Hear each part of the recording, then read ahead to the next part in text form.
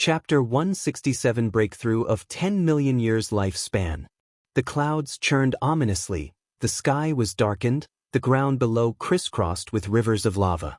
From a high vantage point, it seemed as though the earth had cracked open, with a searing hot air filling the space between heaven and earth, and a demon fog swirling with embers. Volcanoes stretched endlessly into the horizon, some still erupting. Within the mountains, countless demons twisted and soared. Fish even leaped from the lava, causing bones to rise and fall. Upon the peak of a majestic volcano stood an altar. Seated atop the altar in meditation was a man in a black robe.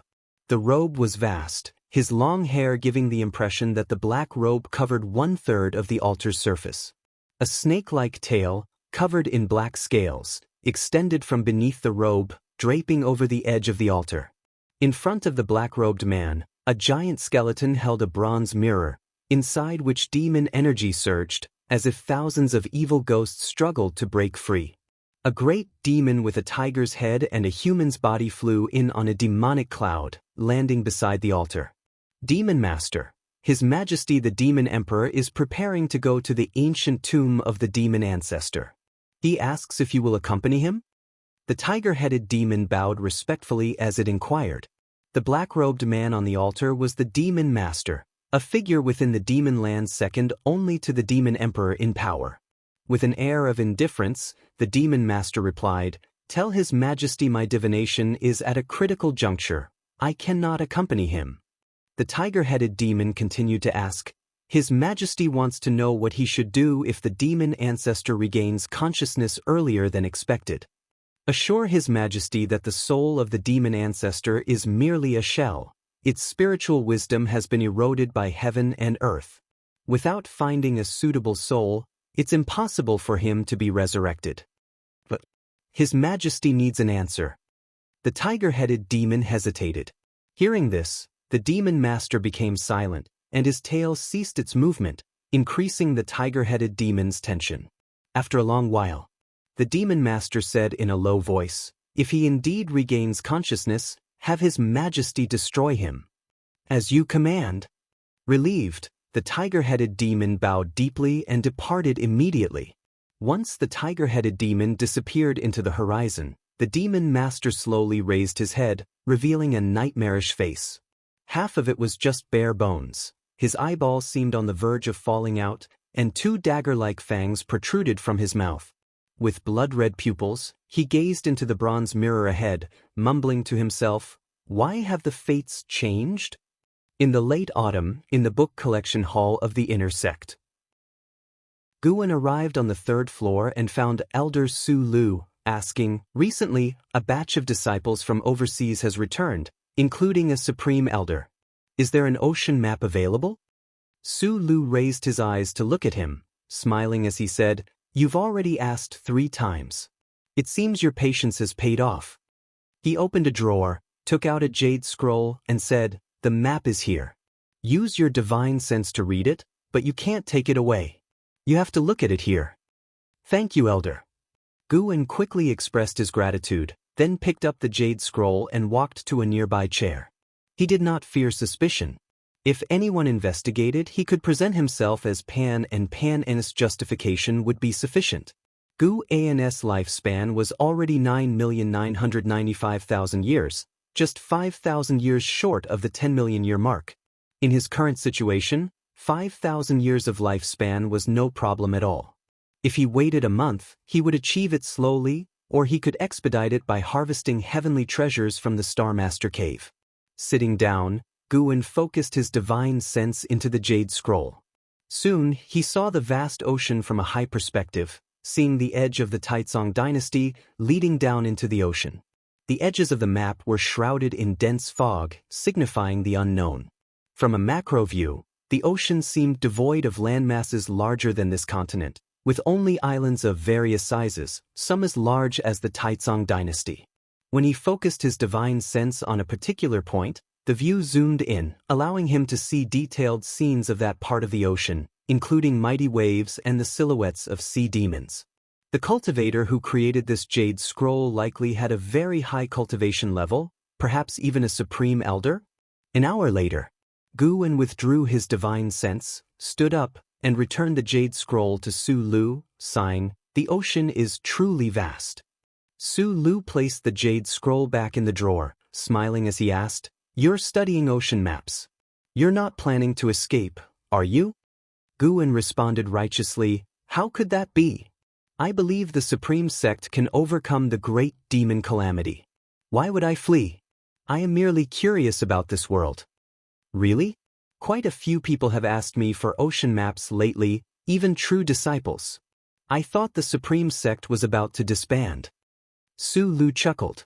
Guan asked, "And what about you? If the supreme sect needed all disciples to fight to the death, what would you choose?" Su Lu smiled, "This old bag of bones is ready to be buried within the supreme sect. I've even prepared my tombstone." Guan couldn't help but show a look of admiration. After chatting for a while, Guan bowed and took his leave. After descending the stairs, a figure emerged from the staircase leading upstairs. It was a masked woman, dressed in simple robes, her hair wound into a bun by a wooden hairpin. She approached Su Lu. Su Lu raised his hand in greeting, smiling as he asked, "Senior, what do you need?" The masked woman drew several jade scrolls from her sleeve and said, "If that disciple comes looking for maps again, you can give him these." Accepting the jade scrolls, Su Lu couldn't help but ask, "Do you know him?" "In a way, someone wants to take him as a disciple, and he has another identity worth cultivating." Leaving these words, the masked woman vanished into thin air. Looking at the jade scrolls on the table, Su Lu muttered to himself, "Another identity? He's just a Foundation Establishment realm cultivator, always reading idle books. What identity could he have? Could it be Panin? Impossible. How could Panin enjoy reading Daoist Zunshan's books? Is he the author of the Supreme Secret Records, writing under his real name?" Winter set in, bringing late snowfall this year. After nightfall, Guan first went to the Mystic Heaven Cave Mansion to harvest a batch of medicinal herbs and then replant them. Leaving the Mystic Heaven Cave Mansion, after a few steps, he arrived at the Nianchu Cave on Heavenly Phoenix Mountain. Tian Yao was practicing the Limitless Freedom Step, her figure moving deftly. Despite the short distance, the divine skills were already evident in her movements. This demoness comprehension was indeed high, but to reach 100 miles in one step, or even 1,000, would require many more years. As for achieving Guan's level, he currently saw no hope. With just a glance, Guan turned and began gathering medicinal herbs. Tian Yao spotted him, her face lighting up with delight as she quickly rushed over. A fragrant breeze hit Guan, and Tian Yao hugged him, rubbing her face against his chest, causing him some exasperation. Why was this girl getting more and more clingy? "Why do you suddenly have a fragrance?" Guan asked, raising an eyebrow, lightly patting Tian Yao's thigh as she became even bolder. Hugging was one thing, but using her legs to rub against him was too much. Tian Yao looked up, giggling. "I don't know either. Maybe it's my natural scent. Master, do you like it?" Guan pressed his hand to her forehead, pushing her away. "It's passable. I have to pick herbs, so you keep practicing." Guan was sincere. Although Tian Yao smelled good, it didn't stir his heart. Tonight he would reach his 10-million-year lifespan. Tian Yao didn't listen but followed him, asking about his preferences while he harvested. Guan absent-mindedly responded, his thoughts already drifting overseas. He had begun to envision higher realms. After a while, Guan suddenly sensed something, pausing briefly before continuing his harvest. His divine sense reached out beyond Nianchu Cave, scanning the distance. In the darkness, demon fog swirled, and beyond the mountains, colossal creatures moved. Upon closer inspection, he saw a group of cultivators besieging an ancient species 1,000 feet tall, causing the earth to tremble. The ancient species resembled a turtle, with a mountain, which was also a volcano, on its shell and 3 snake-like heads continually spewing demonic flames. Among the besieging cultivators, someone familiar caught his eye. Ji Xiaoyu. Why was she near Heavenly Phoenix Mountain? Ji Xiaoyu's cultivation level had reached the nascent soul realm's 7th layer. The cultivation levels of those with her were all at least divinity transformation realm, numbering 27, including one mystic heart realm cultivator watching from afar. Guwen could sense a demonic energy approaching from the distance, a cultivation level at the mystic heart realm's 5th layer. Were these cultivators from the 7 stars spirit realm? Guwen pondered quietly without pausing in his actions. Before long, the mystic heart realm great demon attacked, forcing the mystic heart realm cultivator to intervene. A battle between mystic heart realm cultivators erupted, prompting Ji Xiaoyu and the others to retreat from the battlefield. Seeing the evenly matched mystic heart realm battle, Guwen retracted his divine sense and continued gathering medicinal herbs earnestly. After a while, Guwen abruptly stopped as 2 notifications appeared before his eyes. Your lifespan has first surpassed 10 million years, activating the lifespan fusion function. Lifespan fusion. Consume lifespan to break the rules of heaven and earth and the laws of the heavenly Tao, fusing different divine skills, spells, and powers. The consumption is determined by the fused objects. Fusion? Guwen's first thought was of his 5 elements treasure body. He could finally fuse its cultivation technique into the 5 element skill. Expectancy shone in his eyes. Master, why did you stop? Asked Tian Yaoer nearby. Guwen replied, I was wondering if the amount of herbs has decreased, worried you might be stealing some. With that he continued picking herbs. Tian Yaoer grew anxious, swearing she hadn't stolen any. Guwen teased her for a bit before assuring her he was joking. Tian Yaoer, dissatisfied, pouted and glared at him as though she wanted to eat him alive. It was the first time Guwen had seen her truly angry. Once the herbs were gathered, Guwen placed an arm around her shoulder, comforting, Don't be mad. Later, I'll teach you a powerful spell. Tian Yaoer pouted, The primordial earth immortal skill and limitless freedom step are already enough for me to practice. I don't need spells. Then what do you want? Let me think. How about you stay with me for a night? To practice cultivation? No, to read books together while lying down. Hearing this, Guwen immediately sensed something amiss. This girl was getting bolder. Chapter 168. Arrival in the Ocean, Merging Cultivation Technique. Faced with Tian Yaoer's multiple attempts at pleading, Guwen finally agreed to stay with her overnight. Tonight, he would break through a lifespan of 10 million years, allowing himself to relax for an evening. After Guwen agreed, Tian Yaoer became even more cheerful. To celebrate reaching a 10 million year lifespan, Guwen also returned to Mystic Valley to fetch some lamb for a barbecue, which moved Tian Yaoer greatly. She even thought Guwen was commemorating the special day. During the barbecue, Guwen's divine sense remained locked on the battlefield at the edge of Heavenly Phoenix Mountain. More and more demons were gathering. The great cultivator in the mystic heart realm leading Ji Xiaoyu and the others could not secure victory immediately, which dragged Ji Xiaoyu and the others into the battle. If the fight continued like this, doom was likely. It was uncertain whether these people were from the Ji family or from the 7 stars spirit realm.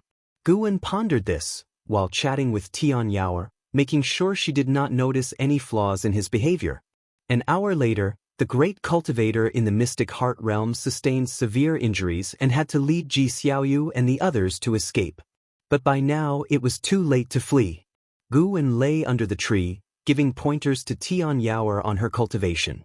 Tian Yaoer was continuously practicing the limitless freedom step in front of him. Occasionally he gave his critiques. For each of his comments, Tian Yaoer felt aggrieved, her small mouth pouting. You promised to lie down and read books together.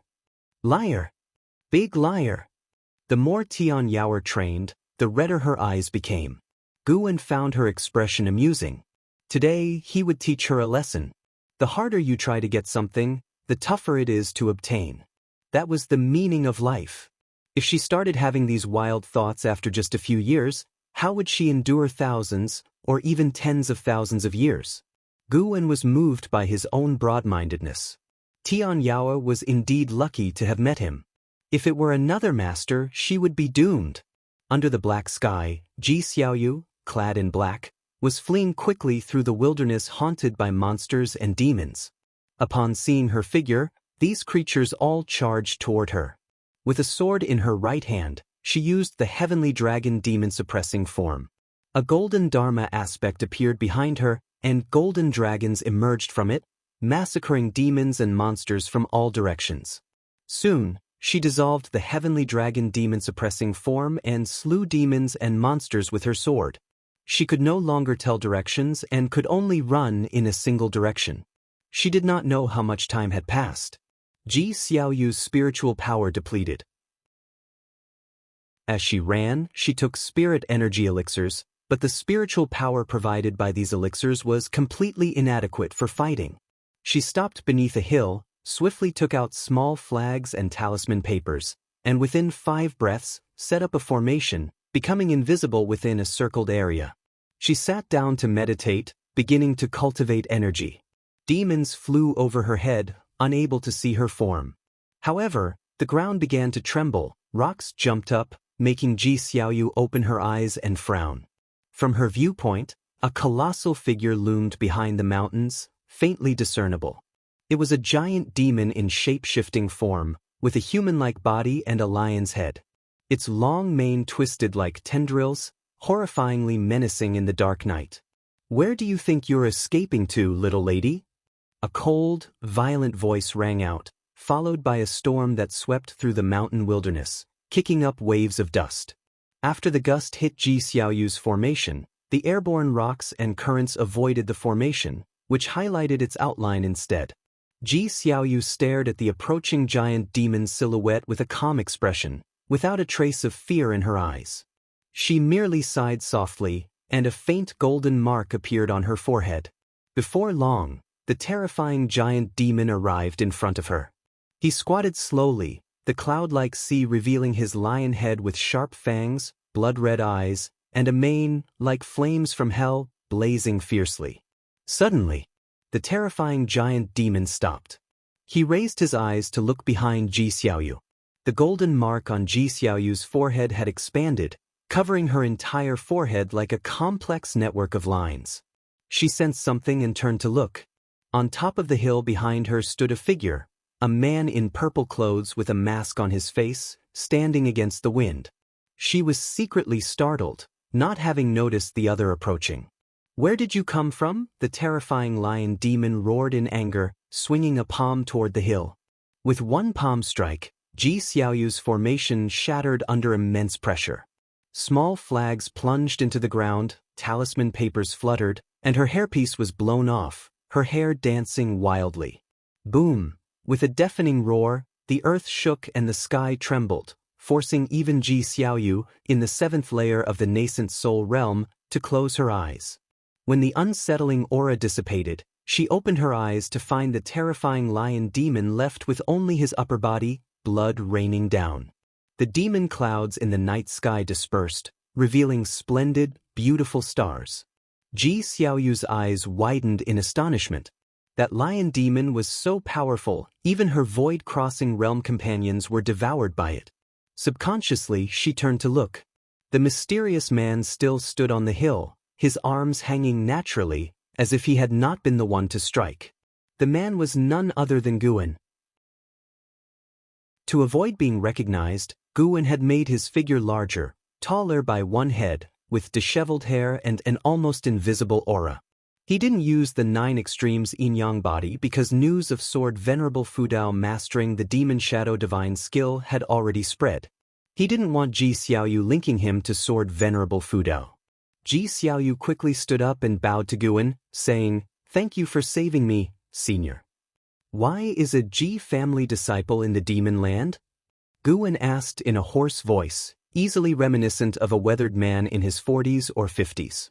Killing that great demon had granted him 600 years of lifespan, a tremendous bounty.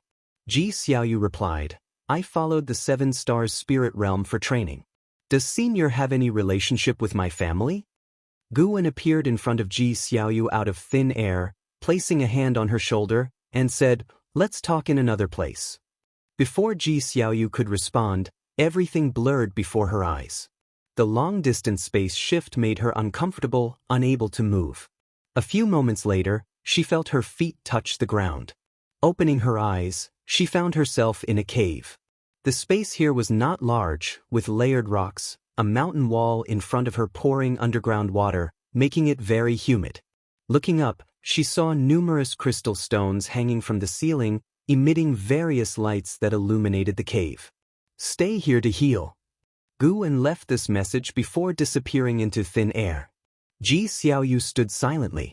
She extended her divine sense, finding the cave over 1,000 zhang beneath the surface, filled with spiritual energy, perfect for healing. Although she did not know who the person was, given the means he displayed, she understood she couldn't escape. The person seemed to have no malicious intent. Otherwise, she was now exhausted, a prime time to attack her. Ji Xiaoyu sat cross-legged and began to cultivate energy to restore her spiritual power. On the other side, Guwen returned to Heavenly Phoenix Mountain. Tian Yaoer was sulking, but seeing him with 2 bottles of fine wine, she immediately beamed with joy. Since the last time she got drunk, she had fallen in love with alcohol. Half an hour later, Tian Yaoer was drunk and lying on Guwen's lap. Guwen patted her back, a smile on his face. In the morning, Guwen did not immediately return to the Supreme Sect nor look for Ji Xiaoyu, as she would not recover her spiritual power and injuries in just one night. He went directly south, flying toward the ocean. Utilizing the 9 extremes yin-yang body, he transformed into a shadow form, then performed the limitless freedom step to swiftly leave the Taizong dynasty and enter the ocean. The vast sea and open sky widened Guwen's view, lifting his spirits. His figure constantly shifted, moving quickly above the sea of clouds. On the ocean, a large ship sailed quickly. On the deck lay a man in green robes, lying on his back with a book in his hands. Suddenly, he saw something, sitting up abruptly. However, upon closer inspection, he found nothing in the sky. "That's odd, did I see wrong?" The man in green frowned deeply. He lost interest in reading, putting his book, The Investiture of the Gods, back into his storage bag before walking to the bow of the ship, gazing into the distance. The ocean stretched endlessly, but he could already feel the breath of his homeland. He smiled, murmuring, "A demon calamity, another opportunity for me to turn the tide in my favor." Guwen took over 500 steps, finally landing on a mist-shrouded island. The island was vast, sparsely populated with living creatures, with only 6 islands within 10,000 li, perfect for his breakthrough. He quietly slipped into the forest, sitting under an old tree, and immediately activated the lifespan barrier. He pulled up his attribute panel, seeing his lifespan of 10,010,000 years, a smile forming on his face. First, upgrade his cultivation technique. Guwen began using the lifespan fusion function, merging the primordial earth immortal skill with 4 basic cultivation techniques of different attributes. Due to the significant difference between these 5 techniques, forcibly merging them will not necessarily exceed the most powerful technique. Do you wish to continue? What? Did it mean the fusion would take an average? Guwen cursed inwardly. Was this a way to waste his lifespan? Fortunately, he prepared other techniques. Over the years, he had killed countless enemies, searched many souls, and transcribed many techniques himself, just in case. He immediately took out 4 high-rank techniques, starting to cultivate them one by one. He did not need to abandon his original cultivation, nor did he need to cultivate other attributes of spiritual power. He only needed to run through the sorcery once, allowing the techniques to enter his attribute panel. After half an hour, Guwen's attribute panel showed 4 more techniques. He intended to upgrade them one by one but received a prompt. The technique's attributes conflict. Please choose to abandon and start anew, or forcefully integrate, with a risk of deviation. Damn. Even with a golden finger similar to a system, he could still risk deviation? Guwen had no choice but to enable the lifespan fusion function, merging these 5 techniques. Fusion will cost 500,000 years of lifespan. Do you want to continue? This costs 500,000 years? Guwen suppressed his heartache and chose to continue. You invested 500,000 years of lifespan to merge the primordial earth immortal skill, karma fire dark sky skill, golden light spirit body art, vast earth vital energy skill, great cold heaven sorcery. Fusion successful. You comprehended 5 elements Taoist skill. Chapter 169 Breakthrough to the 9th layer of the loose immortal realm. As the prompt indicating successful fusion fell, a massive memory wildly surged into Gu'en's mind, plunging his consciousness deep into it. Earth's spirit energy rose, the ground turned into a sea of qi, and 5-colored spiritual energy swirled around his body like a whirlwind. The spiritual energy of the entire island started to rush toward him, causing the mountains and forests to sway, and all the living creatures on the island to be startled and flee. Gu'en immersed himself in the cultivation memories, forgetting about the outside world. An ancient hour later, he slowly opened his eyes. Through the lifespan barrier, he saw the woods shaking violently and thunderclouds rolling in the sky, as if he had suddenly moved from morning to evening. He savored the profoundness of the 5 elements Taoist skill, his heart filled with joy. The sorcery of the 5 elements was indeed formidable. The 5 elements created heaven and earth. Although the attributes of heaven and earth were more than the 5 elements, the 5 elements were the most fundamental. The 5 elements evolved into heaven and earth evolved into more attributes and rules. By relying on the evolution of lifespan, Gu'en had already mastered the 5 elements Taoist skill. The myriad subtleties within the cultivation technique were hard to explain clearly in a short time. He reopened the attribute panel and devoted 500,000 years of lifespan into the 5 elements treasure body for evolution. One prompt after another popped up crazily before his eyes. Until he saw one prompt, and a smile appeared on his face. You have comprehended the true meaning of heaven and earth for 350,000 years, and received the tempering of heaven and earth true meaning in your physical body. Your root bone has transformed, and your 5 elements treasure body has advanced to the innate Taoist body. The following 150,000 years were all for enhancing the innate Taoist body, but the innate Taoist body did not advance further. As the earth spirit energy surged into Gu'en's body again, he decided to continue devoting his lifespan, at least to undergo another transformation in his physique. He devoted 10,000 years after another. After 370,000 years, his innate Taoist body successfully advanced to the mystic holy body. The speed at which Earth's spirit energy poured into his body accelerated, plunging him into an indescribably wondrous state. At that moment, a powerful divine sense swept over the island. Nirvana realm. Gu'en was secretly shocked. There were indeed immortal path realms hidden overseas. The continent he was on was just a small corner of heaven and earth. Gu'en did not panic at all. With the lifespan barrier in place, the other party could not detect him. After 30 minutes, the divine sense disappeared. However, in the following time, divine senses kept sweeping over the sea area. The lifespan barrier began to extract spiritual energy from more distant sea areas, causing gigantic waves to rise on the sea, where sea demons tossed about.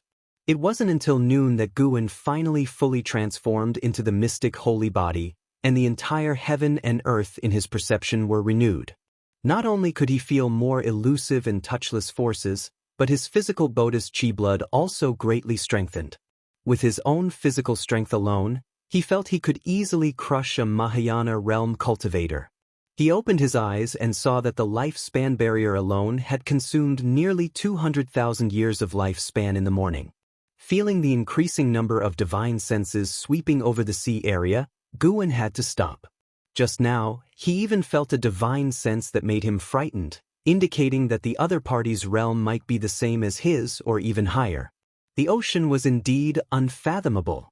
He feared that continuing today would attract more terrifying old monsters. He decided to change locations and continue later.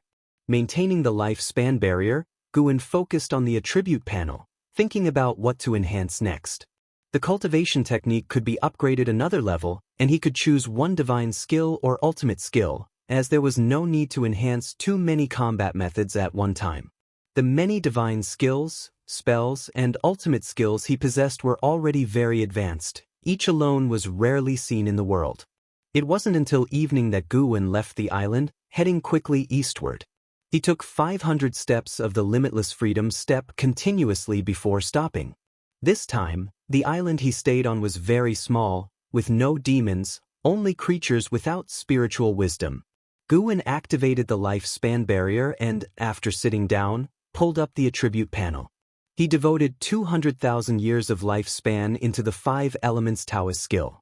However, this effort did not allow the 5 Elements Taoist skill to advance, so he devoted another 200,000 years of lifespan, yet still failed. An Xian hardened his heart and devoted 300,000 years of lifespan. Finally, the 5 Elements Taoist skill evolved, advancing to the Heaven and Earth Primordial skill. Mastery Realm. A total of 700,000 years of lifespan. At the same time, the Heaven and Earth Primordial skill also awakened a divine skill called Universe in the palm, which could store all things of heaven and earth in one's palm, with the amount depending on one's mana level. Guwen glanced at his lifespan, over 7,700,000 years, still sufficient. Nature's spiritual energy began to rush wildly into his body, and his thoughts were occupied by inherited memories.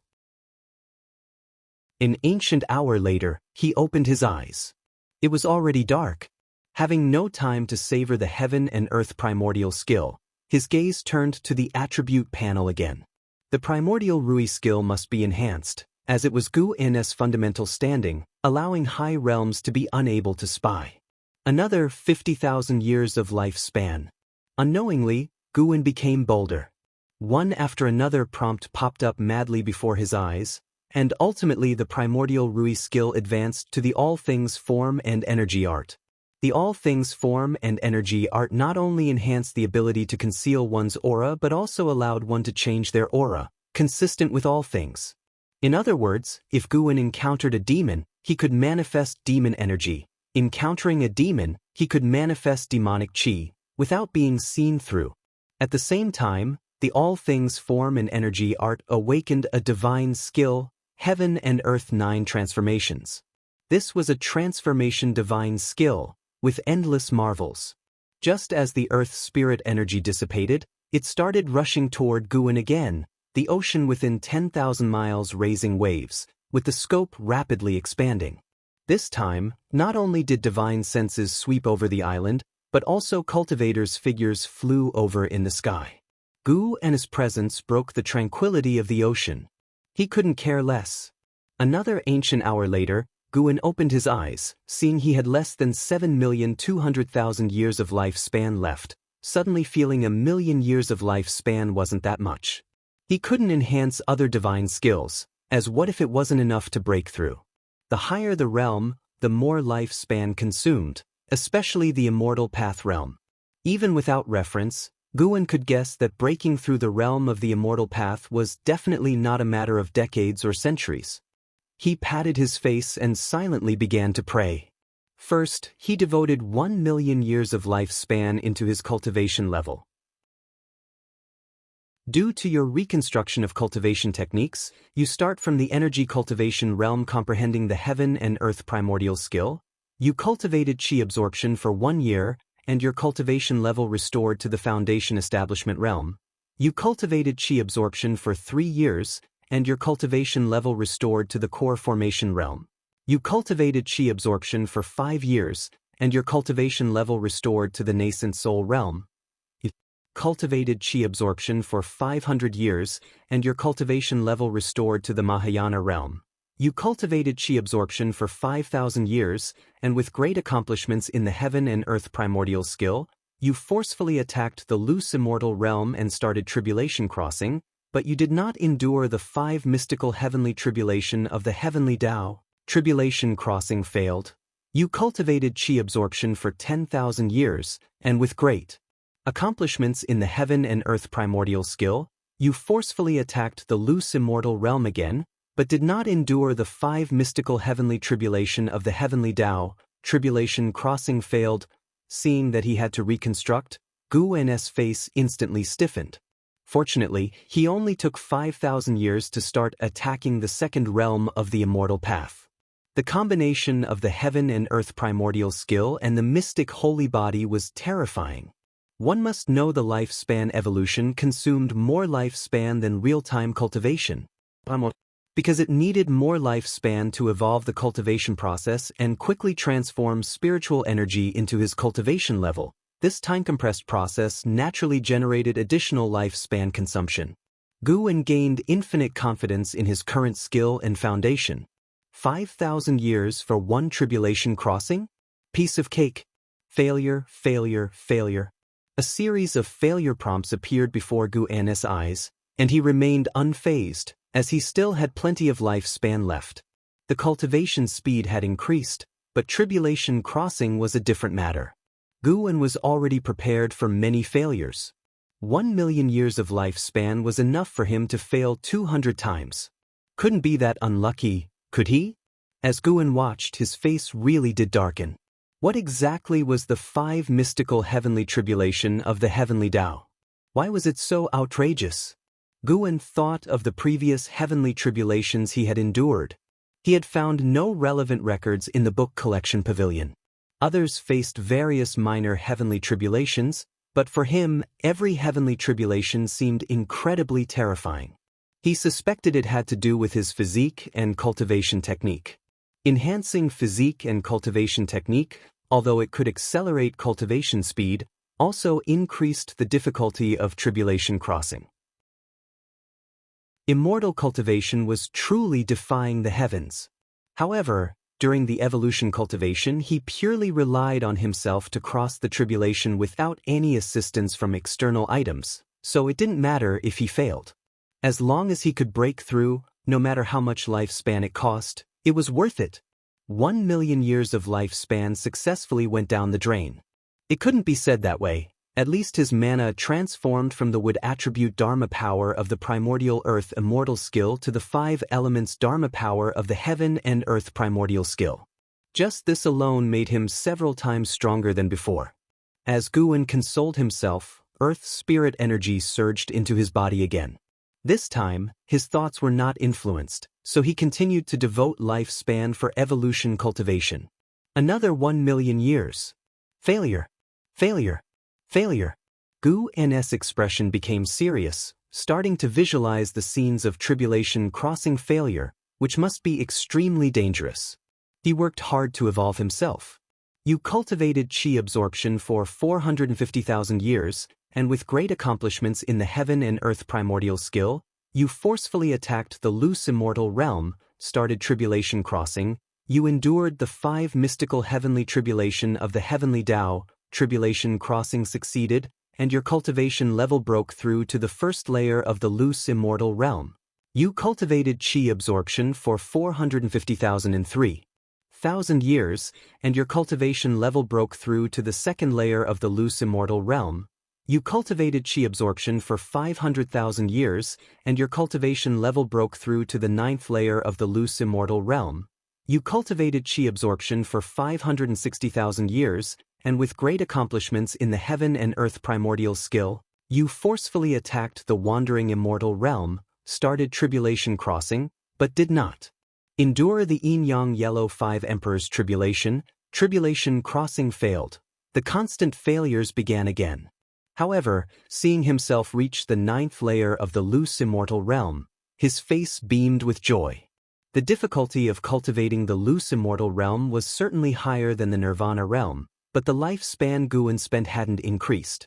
One had to know it took him 5,000 years of lifespan to go from the 7th to the 8th layer of the nirvana realm.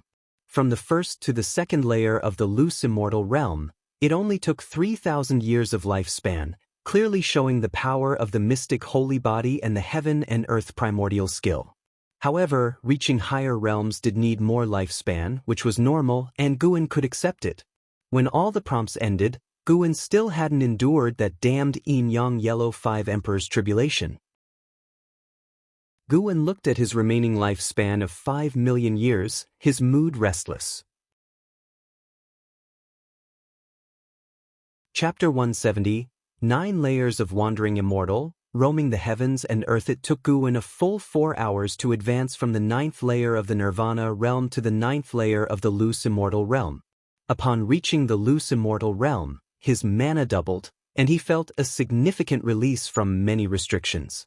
These restrictions were the bonds that heaven placed on all beings, For instance, he could now soar without using mana, dive into the sea effortlessly, and even transform his physical body into his primordial spirit, allowing him to pass through all innate barriers in the world without impediment.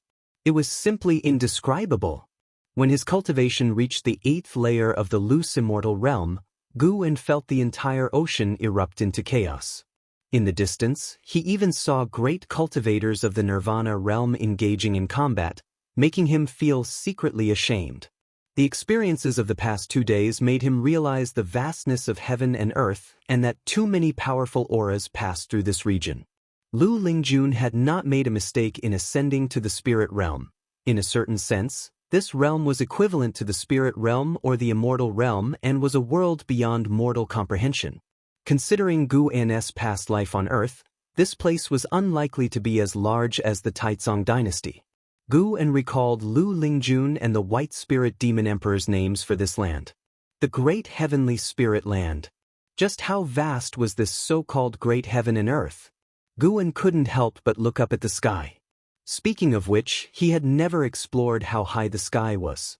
In the Nirvana realm, he had used his divine sense to probe continuously upward, with terrifying results.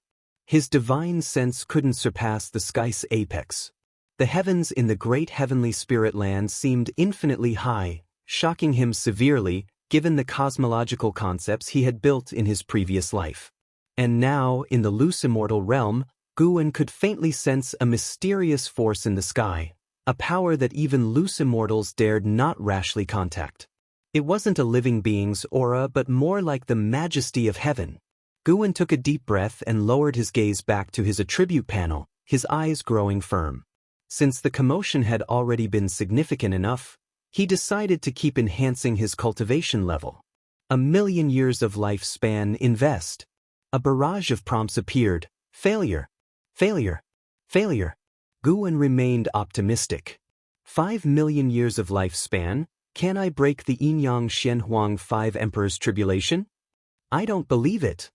Just as this thought arose, his entire 1,000,000-year investment in lifespan failed to pass the tribulation. His expression unchanged, he invested another 1,000,000 years. He continued to fail repeatedly. He reminded himself that he was already a great cultivator at the 9th layer of the loose immortal realm, with a stable Daoist heart. Do not be elated by external success, nor sad by personal failure. A third 1,000,000-year lifespan, invest. A few moments later, he couldn't help but utter a single word, crap. The demeanor nurtured through 91 years of cultivation in the immortal cultivation world finally broke, awakening a native expletive from the depths of his soul. Guwen dared not invest another 1,000,000 years and opted for 500,000 years instead. Heavens bless me! Wait, he was defying heaven, so he sought the blessing of his master, Qing Xianden. Failure once more filled his vision. When a prompt with significantly longer text appeared, his heart filled with joy. Here it comes.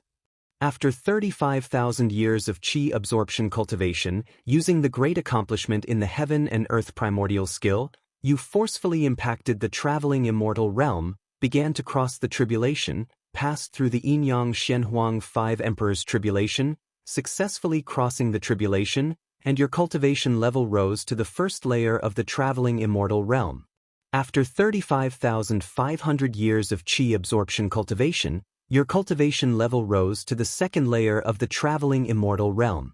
After 36,000 years of qi absorption cultivation, your cultivation level rose to the 3rd layer of the traveling immortal realm. After 44,000 years of qi absorption cultivation, your cultivation level rose to the 9th layer of the traveling immortal realm. After 46,000 years of qi absorption cultivation, using the great accomplishment in the heaven and earth primordial skill, you forcefully impacted the heaven and earth flying immortal realm, began to cross the tribulation, but failed to survive the heaven and earth divine intent heavenly tribulation. The subsequent 4,000 years were filled with failures, with a tribulation every 2,000 years. Phew, the 9th layer of the traveling immortal realm. Exciting! The earth's spirit energy surged upwards, and the sound of the earth groaned like a dragon's roar echoing in his ears, making him feel incredibly joyous. Heaven does not disappoint those who persist against life's odds. The heaven and earth flying immortal realm. Can one fly out of this sky? Guan pondered this with infinite anticipation in his heart. Now he only had 1,600,000 years of life left. He couldn't dare to continue crossing tribulations. If he got carried away and drained his entire lifespan, resulting in sudden death, it would be too sorry for his current life. The 9th layer of the traveling immortal realm should be enough, right? Currently, on the mainland surface, there were no Nirvana realm experts. They might exist in the Demon Land or the 7 Stars Spirit Realm, but they were hidden. The 7 Stars Spirit Realm might have loose immortals, but could they defeat a traveling immortal like him? If such an old monster existed, Guan could wait for decades until the million-year function activated, then he could boost up again. He didn't believe the 7 Stars Spirit Realm could defeat him with his cheats. No, I didn't really cheat. My cultivation level was achieved through my own efforts. Guan comforted himself. The Earth's spirit energy poured into him far faster than before, and the lifespan barrier drew spiritual energy from a wide range, making Guan feel powerful auras from all directions. Loose immortal realm auras had already appeared. Would traveling immortal realm auras appear next?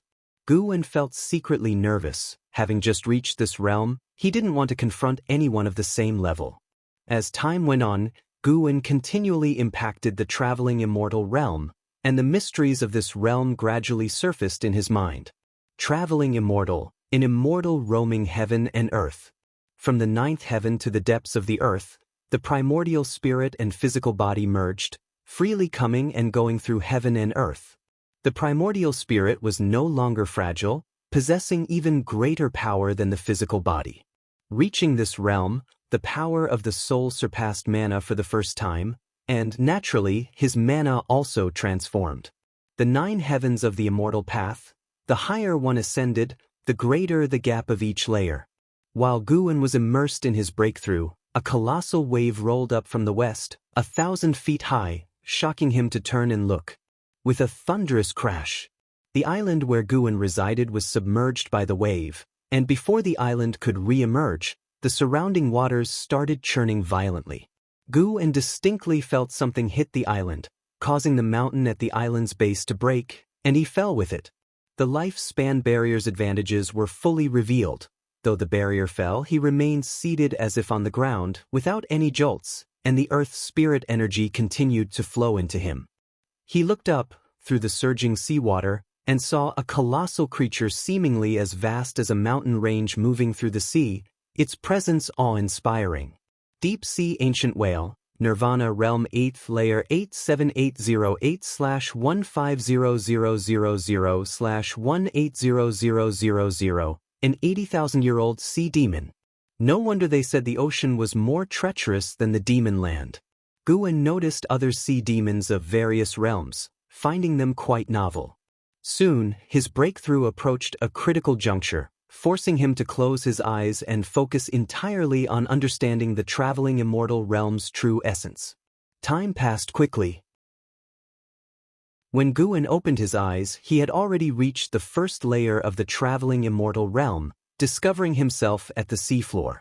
It was pitch black, surrounded by numerous mountains and countless sea demons, nary a living being without demon energy. Being in such an environment was inevitably frightening. Fortunately, Guan sensed no aura of the traveling immortal realm. If a traveling immortal showed up, he would have to go all out next. From the 1st to the 9th layer of the traveling immortal realm required even more vast spiritual energy. The lifespan barrier continually drew Earth's spirit energy, causing even the sea floor to tremble slightly. An hour later, Guan sensed intense activity in the distance, as if an underwater volcano erupted. Amidst the scorching seawater, an aura from the loose immortal realm emerged, chaotic and agitated. He vaguely heard a shout. "Haha, the Daoist has finally broken free. 7 Stars Spirit Realm, just you wait." Upon hearing this, Guan was secretly delighted. Could it be that he rescued an enemy of the 7 Stars Spirit Realm? He now regarded the 7 Stars Spirit Realm as his imaginary foe. If more enemies of the Seven Stars spirit realm appeared, he would naturally be pleased. Even with the cultivation of the 9th layer of the traveling immortal realm, Guan had no plans of single-handedly challenging the Seven Stars spirit realm. At least there needed to be someone openly sharing the burden of attention. He could venture into the Seven Stars spirit realm and deal with the strongest enemies, but couldn't let everyone think he alone took it down. The Seven Stars spirit realm had existed for so many years. Who knew what connections it had across the ocean? The ocean was not short of immortal path life forms. Resolving this calamity surely meant another was on the horizon. Life was always filled with difficulties. If Guan could slow down each phase, it would be beneficial for him. Guan contemplated no further. As long as no one disturbed him, he could find peace even at the sea floor. He pulled up his attribute panel. The lifespan barrier rapidly consumed his lifespan. He had about 1,500,000 years left. After some thought, he decided to enhance his swordsmanship. He had hesitated to do so before, fearing an insufficient lifespan, but now, with a remaining lifespan, he could proceed. He previously hesitated to upgrade the wood spirit sword technique. Now possessing the 5-element skill, there was no need to upgrade the wood spirit sword technique. He continued to enhance the Taizong Divine Shocking Sword. This was the signature sword technique of Sword Venerable Fudao. More and more people recognized the Taizong Divine Shocking Sword, which wasn't a good thing. He had to create a sword technique unheard of by the world. Let's start with a test of 200,000 years. Guan invested his lifespan into evolving and practicing the Taizong Divine Shocking Sword, and a series of prompts appeared. 8,000 years later, the Taizong Divine Shocking Sword was elevated to the vast star-suppressing heaven-boundless sword. The remaining 12,000 years were used to bring the vast star-suppressing heaven-boundless sword technique to the peak creation realm. Vast memories then flooded Guan's mind.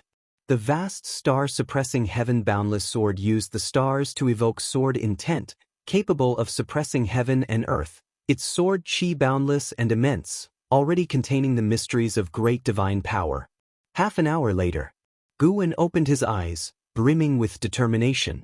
What a domineering vast star-suppressing heaven-boundless sword. With this sword unleashed, all sword cultivators under heaven would likely bow in submission, not daring to imagine surpassing his sword Dao. Guan was already fantasizing about the influence this sword technique's display would have. However, it couldn't be used recklessly. It had to be unveiled at a crucial moment. He smiled. The 9th layer of the traveling immortal realm, mastering the heaven and earth primordial skill and the vast star-suppressing heaven-boundless sword, possessing the mystic holy body, how could a demon emperor withstand a few of his moves? Could the demon ancestor about to be resurrected threaten him? Sorry, junior sister, but your senior brother is unwilling to see you cast away on a deserted island. Guan slowly stood up and closed the lifespan barrier.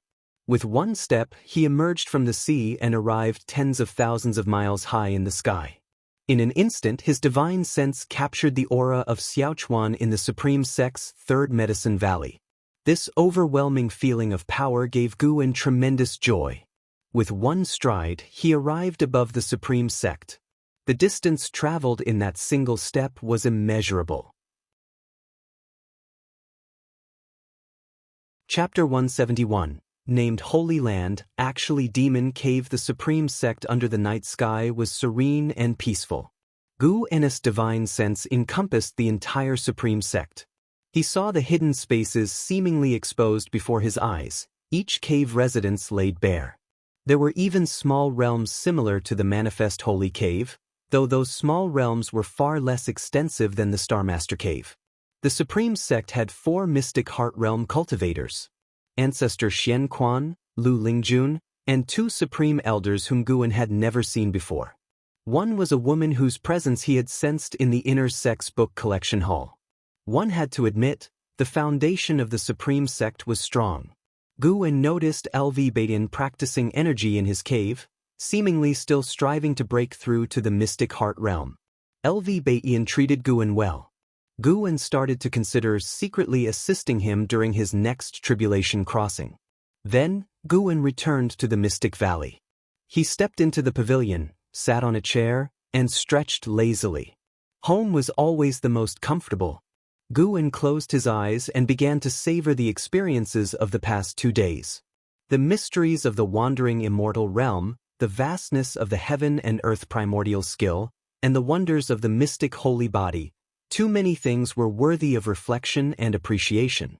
Until morning came, Guwen went downstairs to lead his disciples in exercises, then returned to his room.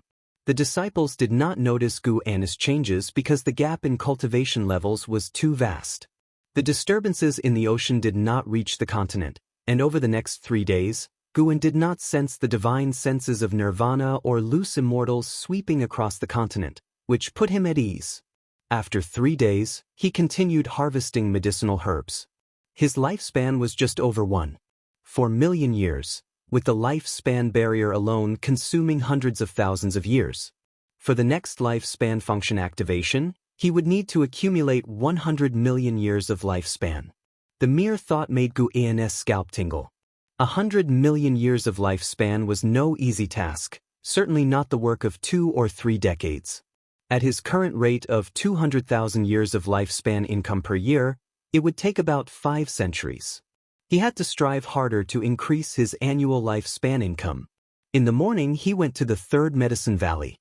In the afternoon, he visited Tianya Valley. By evening, he headed to the Demon Land to meet Ji Xiaoyu. In the underground cave, the black-clad Ji Xiaoyu was still seated in meditation, cultivating energy. Her spiritual power had recovered by 30%, and she had consumed quite a number of spirit energy elixirs during this period. Guwen appeared out of thin air 10 steps away. Ji Xiaoyu did not detect his presence. After watching quietly for a while, Guwen finally spoke up, "There is a powerful force within you. After depleting your spiritual power, this force has actually enhanced your cultivation level." Upon hearing this, Ji Xiaoyu quickly opened her eyes, then stood up and faced him with a clasped fist in courtesy. "I have ties with the Ji family and wish to teach you a divine skill. Would you like to learn?" Guwen asked calmly. He intended to impart the Daoist gang primal energy to Ji Xiaoyu. The Daoist gang primal energy, transformed from heaven and earth path gang, was stolen from Ji Xiaoyu by Jiang Qiong.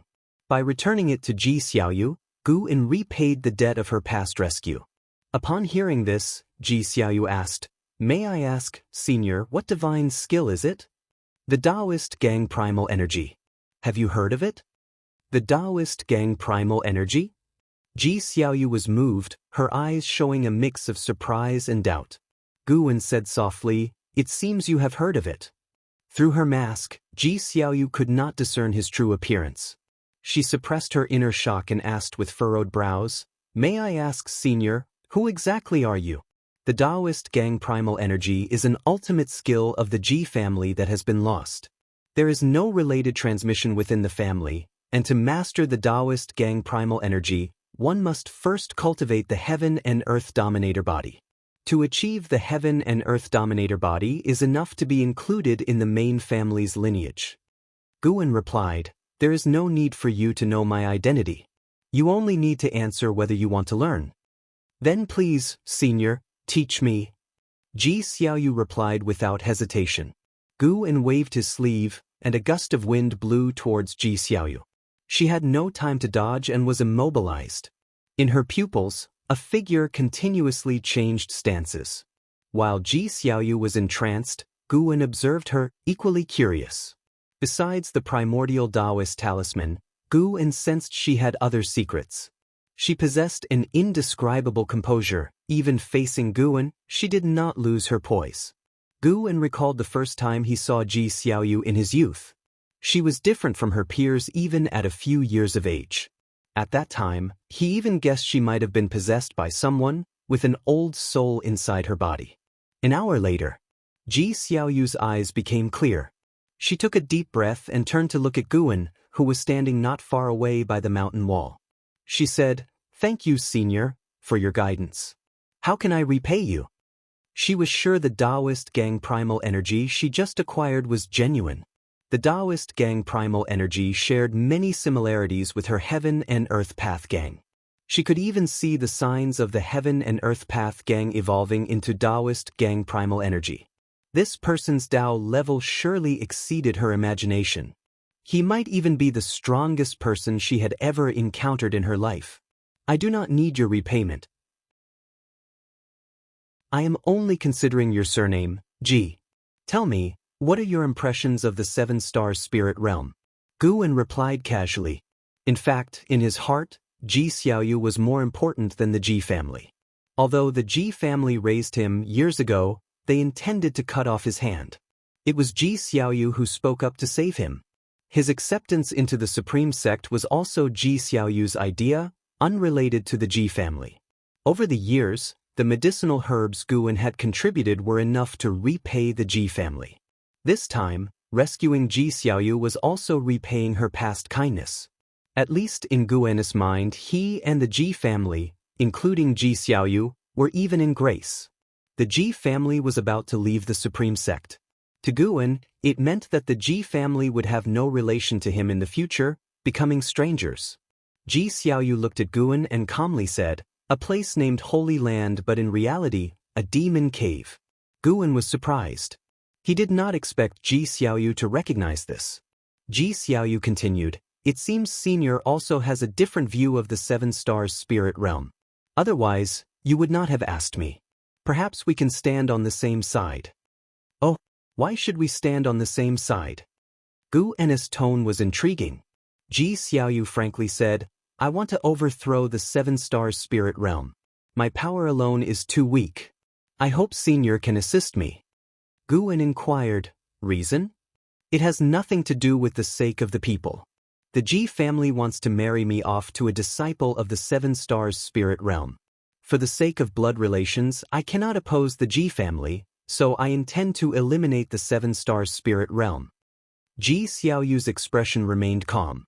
"Though I was born in the Ji family, I will not choose to sacrifice myself for the family. Between me and the family, I will always choose myself. If Senior harbors animosity towards the Seven Stars spirit realm, then we can join forces. I will gather as much information about the Seven Stars spirit realm as possible." Listening to her, Guan could sense the coldness emanating from her bones, causing him to reassess her.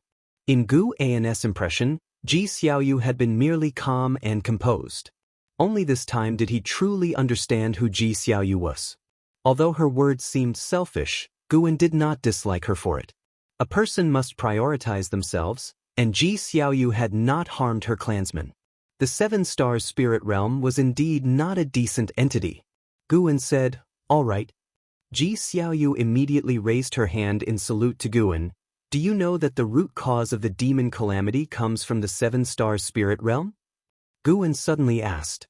Upon hearing this, Ji Xiaoyu frowned and said, "I only know some of the evil deeds the Seven Stars spirit realm has done. I guess there might be a connection, but I don't know the specific reasons." Guan then told her what he had learned. As she listened, Ji Xiaoyu's brows furrowed more and more tightly. After he finished speaking, Ji Xiaoyu coldly said, "If what you say is true, then destroying the Seven Stars spirit realm could indeed save the populace. The Seven Stars spirit realm is deeply rooted and strong. To destroy them is extremely difficult. For now, you should lie low. Once humanity prevails over the demon calamity, then make plans against the Seven Stars spirit realm." Guan replied. Ji Xiaoyu nodded. Then Guan waved his sleeve, taking her to the edge of the great Jiang dynasty. In the land of 5 dynasties, there must be a transmission array leading to the Seven Stars spirit realm. Delivering her here made Ji Xiaoyu safer.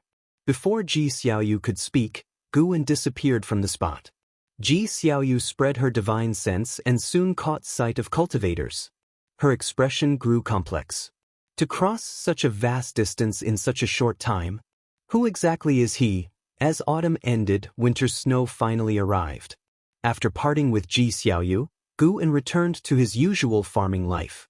Even though he had reached the 9th layer of the wandering immortal realm, he did not act recklessly.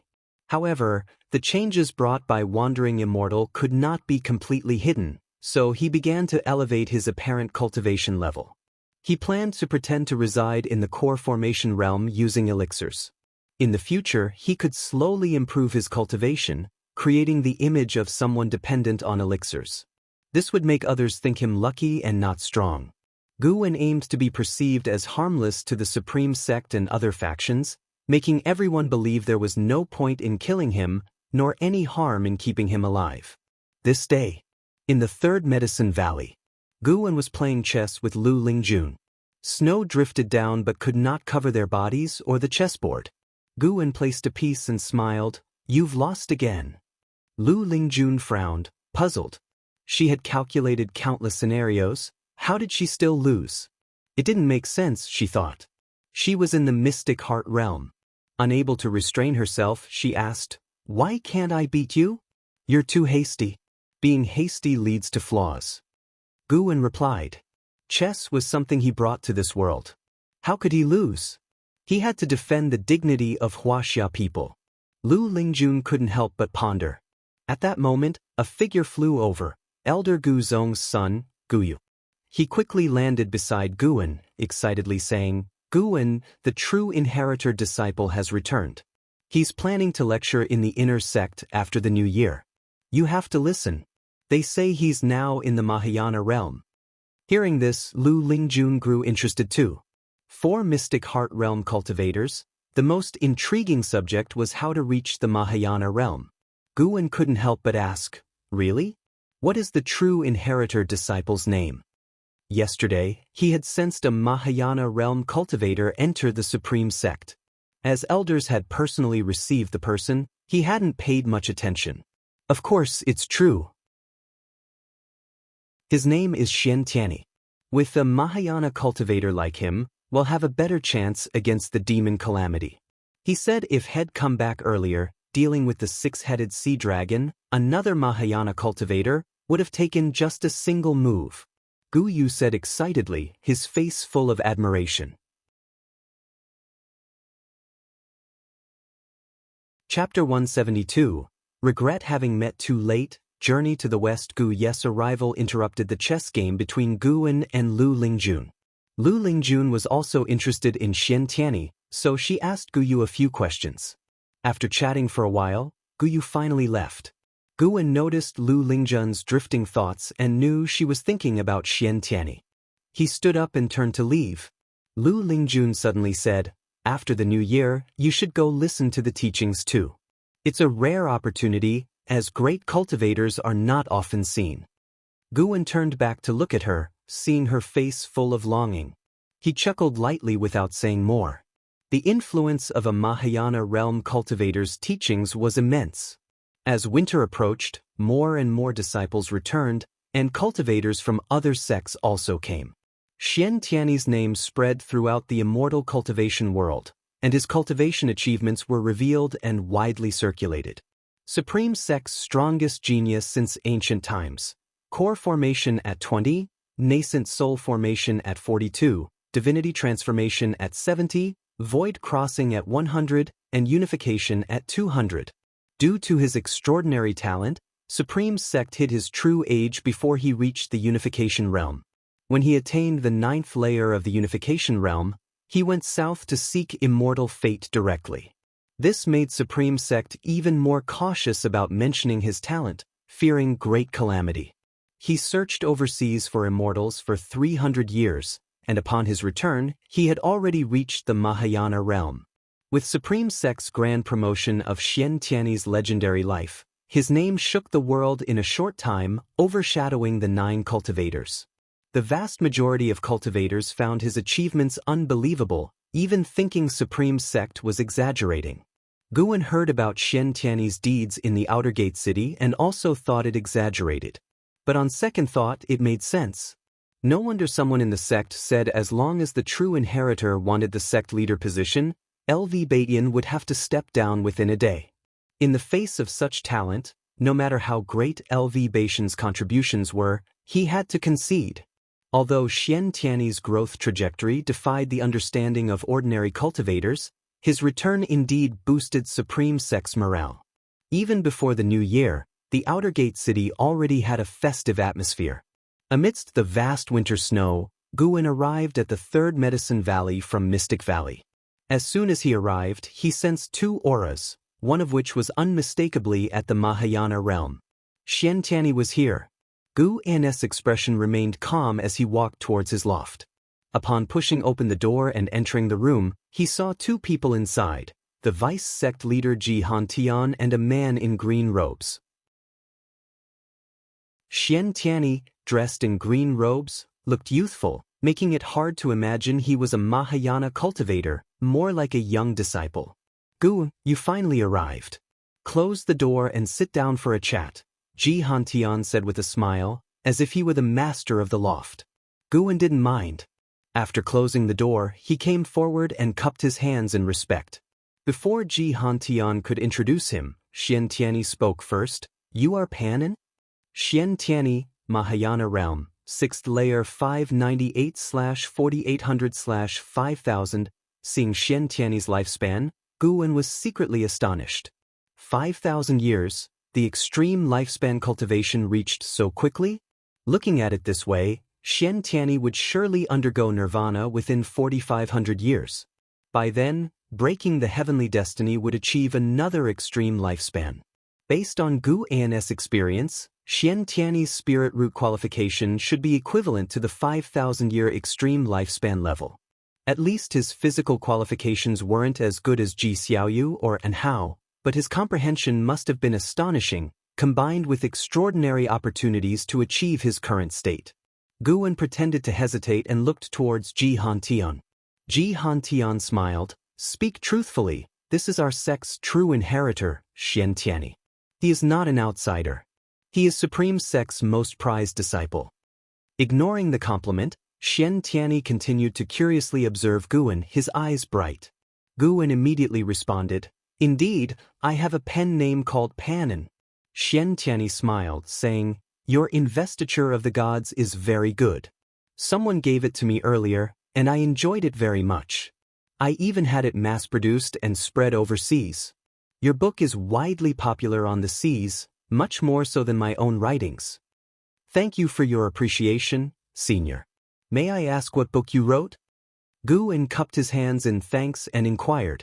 Xianxia coughed lightly and said, I just wrote something casually. It doesn't compare to Investiture of the Gods. His book is not worth mentioning. Ji Hantian shook his head with a smile. This made Guwen even more curious about what Xianxia had written. However, Xianxia didn't want to talk about it and instead started discussing Investiture of the Gods. Facing his inquiries, Guwen had to answer each one, and Ji Hantian didn't interrupt anymore. He got up and left, closing the door behind him. Xianxia didn't have the pride typical of a Mahayana cultivator. When he talked about some of the plots in Investiture of the Gods, he became indignant, especially over the story of Neza cutting his bones to return to his father and flesh to his mother, which greatly angered him. Guwen couldn't remember Investiture of the Gods word for word, so he expanded many stories in the book, like Neza cutting his flesh to return to his parents and Yang Jian rescuing his mother at Peach Mountain, making the characters more three-dimensional. This was also why Investiture of the Gods became so popular. Xianxia was very curious about how Guwen wrote such an extraordinary book. Guwen replied that he met an immortal in his dreams who touched his forehead, suddenly enlightening him. It was sudden because he could never write another divine work like Investiture of the Gods afterwards. Your Supreme Immortal Venerable and Shattering Void are also good, but I still think they fall short of Investiture of the Gods, Xianxia said with lingering interest. Guwen didn't argue, but asked what book he had written. Xianxia suddenly looked embarrassed and mumbled. Guwen seized the opportunity, constantly asking questions, and finally, Xianxia revealed the book's title. What? Green Hero Travel is your work? Guwen exclaimed, slapping the table in excitement. Whether it was Xianxia's illusion or not, he felt an inexplicable panic for a moment, unsure if he was scared by Guwen or had a guilty conscience. He nodded reluctantly. Guwen raised his hand and took out a copy of Green Hero Travel from his storage bag, which made Xianxia emotional upon seeing it. I love Green Hero Travel. I've read every copy at least 100 times, Guwen went on and on about his love for green hero travel.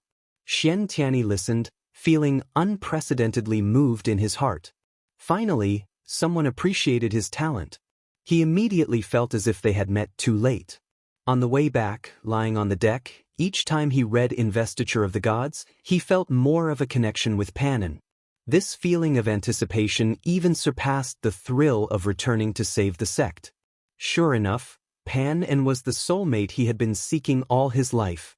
The more Xianxia thought about it, the more excited he became. He suddenly stood up, grabbed Guwen's shoulders with both hands, and said, "Panin, no, Guwen, let's become sworn brothers. From now on, he'll be your elder brother." Guwen was stunned. What kind of logic was this? Wasn't the pace too fast? Seeing his hesitation, Xianxia said boldly, "Brother, I tell you, with my cultivation level on this continent, I am undoubtedly invincible. Swear brotherhood with me, and no one will dare to bully you anymore. I heard that LV Baitin wants to take you as a disciple? Don't listen to him. His defying fate divine skill is dubious and sinister. I can teach you my divine skill. With our brotherhood, I won't say it'll help you defy heaven and change fate, but leading you to the unification realm won't be difficult." Initially, Guwen wanted to refuse, thinking it absurd to become a younger brother to him, a wandering immortal. But Xianxia's latter words tempted him. He was worried about how to live for 1,000 years in the future. Normally, once he reached the divinity transformation realm, people wouldn't consider him ordinary anymore. Now, if he reached the unification realm with Xianxia's help, people would at most admire him and not see him as a threat. However, Guwen decided to put on an act. So, he pretended to decline. Xianxia didn't give up, and after several attempts, Xianxia got angry, forcing him to agree. "Since brother appreciates me, he'll call you Brother Xian from now on," Guwen said helplessly. Xianxia smiled broadly, taking out a jade scroll. "Here is my cultivation technique. Take it and practice. After the new year, they'll send a batch of cultivation resources to you." "This isn't good, right?" Guwen said, holding the jade scroll with embarrassment. Xianxia glared. "If you feel bad, then write a second Investiture of the Gods. Stop writing Shattering Void. It's too absurd and tasteless." Guwen, holding on to the advantage, could only laugh. "All right, I'll definitely write it." "Oh, do you already have a plan?" It's called Journey to the West. I'll tell you in advance." "Journey to the West? It doesn't sound as good as Investiture of the Gods. You should think it over again." But you don't understand. You'll know when the time comes." Xianxia didn't continue to criticize Journey to the West. Instead, he started talking about another book and took out a book. The inspiration for Green Hero travel came from this. Xianxia said mysteriously, raising the book in his hand. Guwen looked down, his eyelids twitching. He then took out a book from his storage bag. Xianxia was dumbfounded upon seeing it. "How do you also have Daoist Xianxia?" Xianxia asked, his eyes wide with excitement. "Elder Su Lu from the book collection hall gave it to me." "So you're the descendant who keeps asking for Daoist Xianxia?" We truly have a fated connection. I had someone bring this book back for him." Xianxia was overjoyed, pulling Guwen to start discussing Daoist Xianxia. Their conversation lasted until dusk without ending. During this time, Ji Hantian knocked on the door but was driven away by Xianxia. Only at dawn did Guwen escort him down the stairs. Watching Xianxia's departing figure, Guwen's face was full of smiles. After chatting all night, he didn't feel tired. Both felt as if they hadn't had enough. Had Xianxia not had other important matters today, they could have continued talking. Lu Lingjun suddenly walked over and asked, "Is he the true inheritor?" Guwen nodded. Lu Lingjun examined him with a peculiar look in her eyes, asking, "You spent a day and night together, you didn't what?" It's rumored that some great cultivators, after experiencing mortal pleasures, seek new interests to fill the void in their hearts, like homosexuality. Lu Lingjun trailed off, but Guwen already understood. Guwen rolled his eyes and snorted, "Oh? You guessed it? Then don't ever think of me as your Daoist friend." Lu Lingjun, seeing his expression, pursed her lips and smiled. Looks like I overthought. Chapter 173, Heavenly Dao Trap. Difference between immortal and mortal. The new year had arrived, and the atmosphere this spring festival was even more lively than in previous years. With the addition of Gu Zong and Xian Tianyi, the third Medicine Valley was buzzing with excitement. It was rumored that the true inheritor had sworn brotherhood with the Valley Master, which thrilled the 400 servant disciples, all worshipping Guwen with adulation. Xian Tianyi always wanted to chat with him about Daoist Xuanxuan, which made him quite distressed. It wasn't until dusk that Guwen found an excuse to leave and return to the Mystic Valley to spend the festival with his junior sister and disciples. The disciples sat around the table, toasting and exchanging cups, rejoicing in the celebration. Yi Lan and Zhen Qin began recounting matters of the immortal cultivation world once again. The number of demons in the land of the 5 dynasties had not decreased due to the actions of various sects, but had, in fact, increased. Moreover, demon cultivators and evil people were also on the rise. Many believed that the human race was doomed and thought it better to indulge before dying, or to seize treasures through murder and then sail south. In short, both the immortal cultivation world and the common folk were in chaos. As long as the demon calamity was unresolved, the world would remain in turmoil. Zhen Qin had once complained why the mountain god did not take action, but Guwen, pretending he wasn't the mountain god, remained silent. Didn't the mountain god say, why should he protect the human race? If demons worship him, why can't he support them? The strength of a race ultimately depends on itself, not the favor of immortals, Yi Lan remarked nonchalantly. Having been in the law enforcement hall for so long, she had seen too many sins, giving her deep life experiences. The more evil she had witnessed, the more she cherished Guwen, Zhen Qin, and Xiaochuan.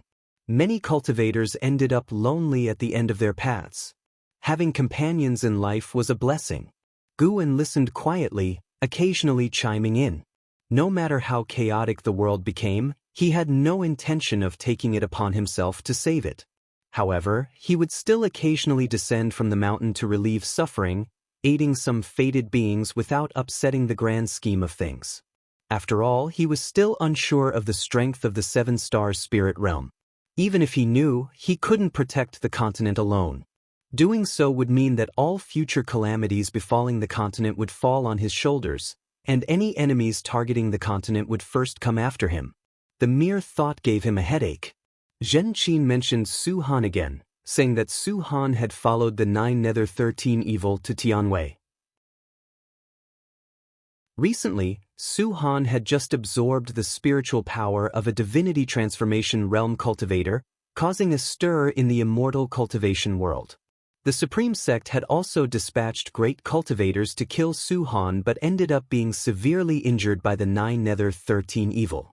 Guwen thought that the person being merely injured might have been due to the 9 Nether 13 evil, considering the face of Sword Venerable Fudao.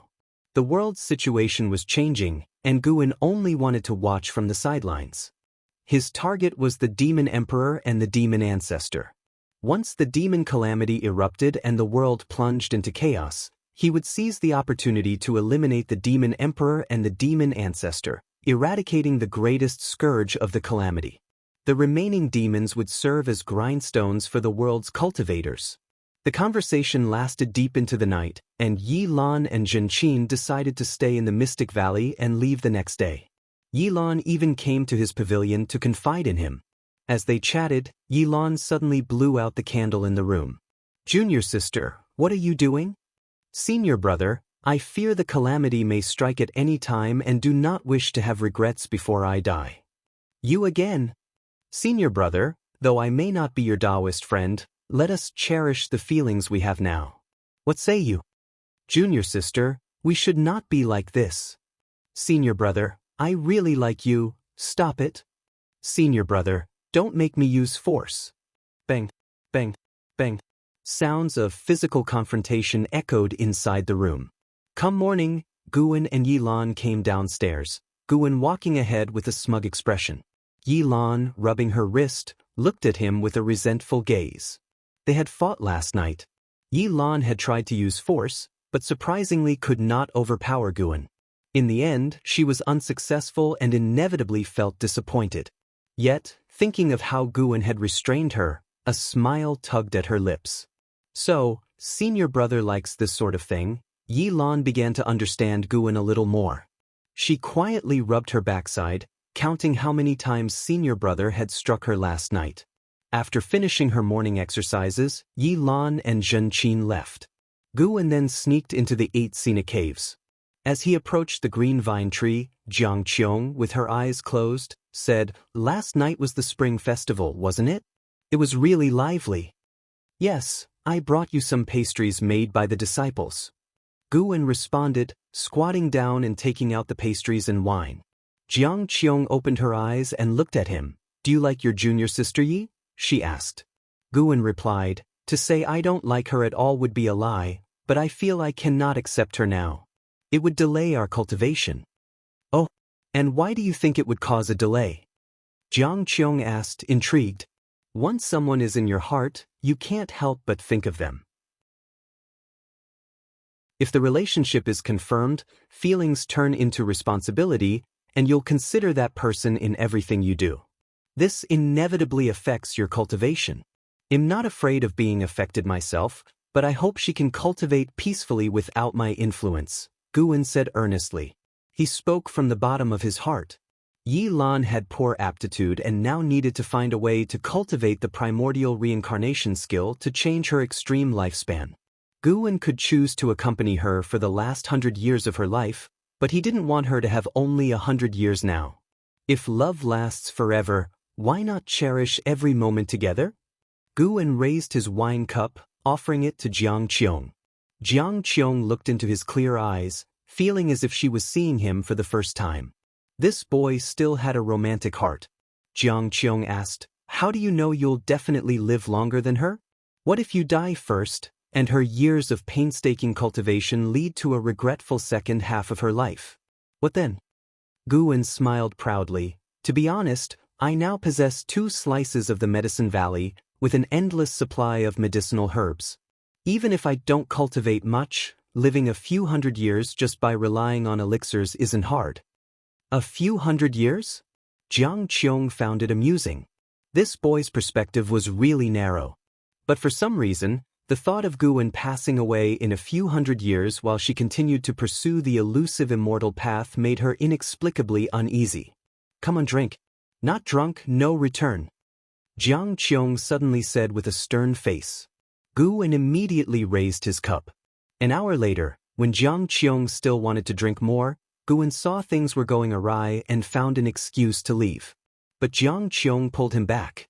Jiang Qiong began forcefully making him drink.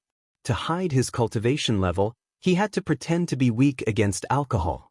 This was spiritual wine. If a foundation establishment realm cultivator drank too much, they would definitely get drunk. Eventually, he had to pretend to be drunk, lying on the ground. Jiang Qiong sat on the ground, looking at Guan, letting out a breath of relief. This boy is clearly a foundation establishment realm cultivator. How can he drink so much? Jiang Qiong thought to herself with a flushed face. She almost couldn't outdrink Guan. If word got out that a nascent soul realm cultivator couldn't outdrink a foundation establishment realm one, it would be a huge joke. She just sat there watching Guan, her thoughts wandering. Feeling the time pass, Guan began calculating in his mind. 3 hours later, he got up to leave, having already been drunk once. If Jiang Qiong tried to stop him again, he wouldn't hesitate to flip out. After a long while, Jiang Qiong suddenly squatted in front of Guan, raising her hand to brush the hair from his face. Guan's heart pounded with tension. Wait a minute. This old demon cultivator wouldn't be greedy for my flesh, would she? Guan felt absurd. Why did so many women like him? Was it simply because he looked handsome? Hadn't these female cultivators seen handsome men before? Jiang Qiong's low voice came to his ears. Why does this boy look better and better? It's really strange. After achieving wandering immortal status, even though Guan hid his cultivation, his appearance and demeanor had a transcendent quality to them. Jiang Qiong thought it was her affection changing his image in her eyes. Sigh, what am I thinking? He's my grand disciple. Even if I'm a demon cultivator, I can't act immorally. Jiang Qiong withdrew her hand and sat down. She became silent. After a while, she suddenly kicked Guwen, hitting his waist. Guwen cursed inwardly. Why was this woman hitting him? She kicked him again, and Guwen rolled away, putting distance between them, and shouted, "More drink? What, master? I don't recognize you. You definitely can't outdrink me." Seeing his drunken state, Jiang Qiong couldn't help but laugh. After that, Jiang Qiong didn't act out again. When the 3-hour period ended, Guwen groggily got up, seeing Jiang Qiong meditating. He immediately snuck away. Though Jiang Qiong didn't open her eyes, a smile crept onto her lips.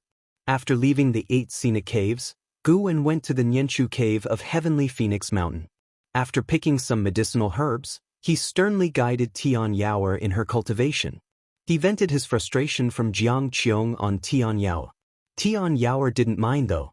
When Guwen was about to leave, she clung to his arm, trying to pester him further, causing him to quickly vanish on the spot out of fright. Back at the 3rd Medicine Valley, Guwen kept pondering a question. Was it that spring had come and everyone was more prone to emotions, or was he just unlucky?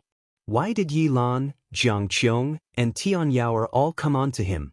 Fortunately, Lu Lingjun only indulged in banter and didn't actually treat him as a Daoist friend. These were all traps set by the Heavenly Dao. The Heavenly Dao wanted him to be ensnared by these women's affections, dragging him into worldly conflicts. Sooner or later, the 3 women would encounter various troubles. If he were bound to them, how could he stand idly by? Intervening more frequently would eventually attract the attention of powerful enemies. The concept of causality was complicated.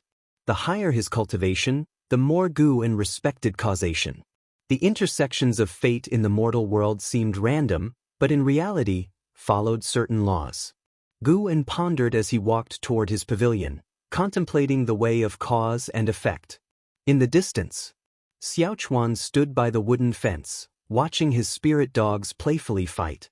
His gaze suddenly caught sight of Guwen ascending the stairs. For some reason, Xiaochuan became lost in thought. The feeling Guwen gave him was indescribable, as if his senior brother could fly away at any moment. This feeling was quite strange. He came back to his senses and smiled self-deprecatingly. Senior brother has already sworn brotherhood with Mahayana cultivators. He's long been a different league from me. I only rely on his care to live. When I pass away, he will still be young. Feeling melancholic, Xiaochuan sighed. He was envious but bore no jealousy towards Guwen, believing his senior brother deserved his current status.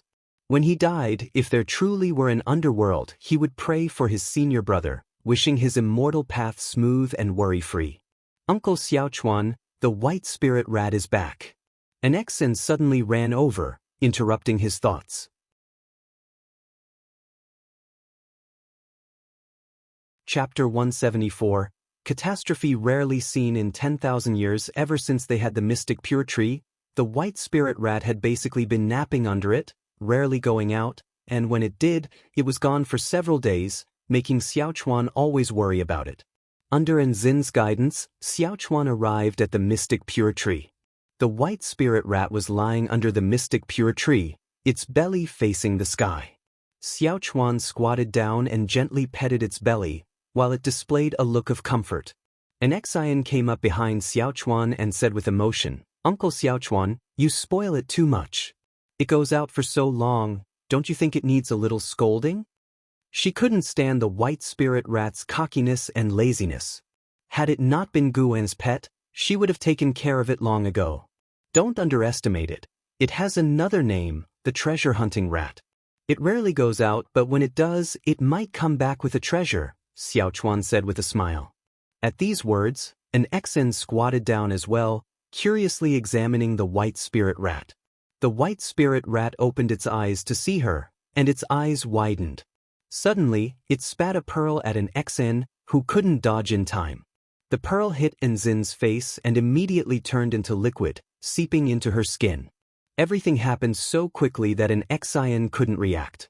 By the time she realized what had happened, she screamed, stood up hurriedly, and frantically touched her face, while Xiaochuan was also frightened, not knowing what to do. The white spirit rat gave a smug smile and ran behind the tree.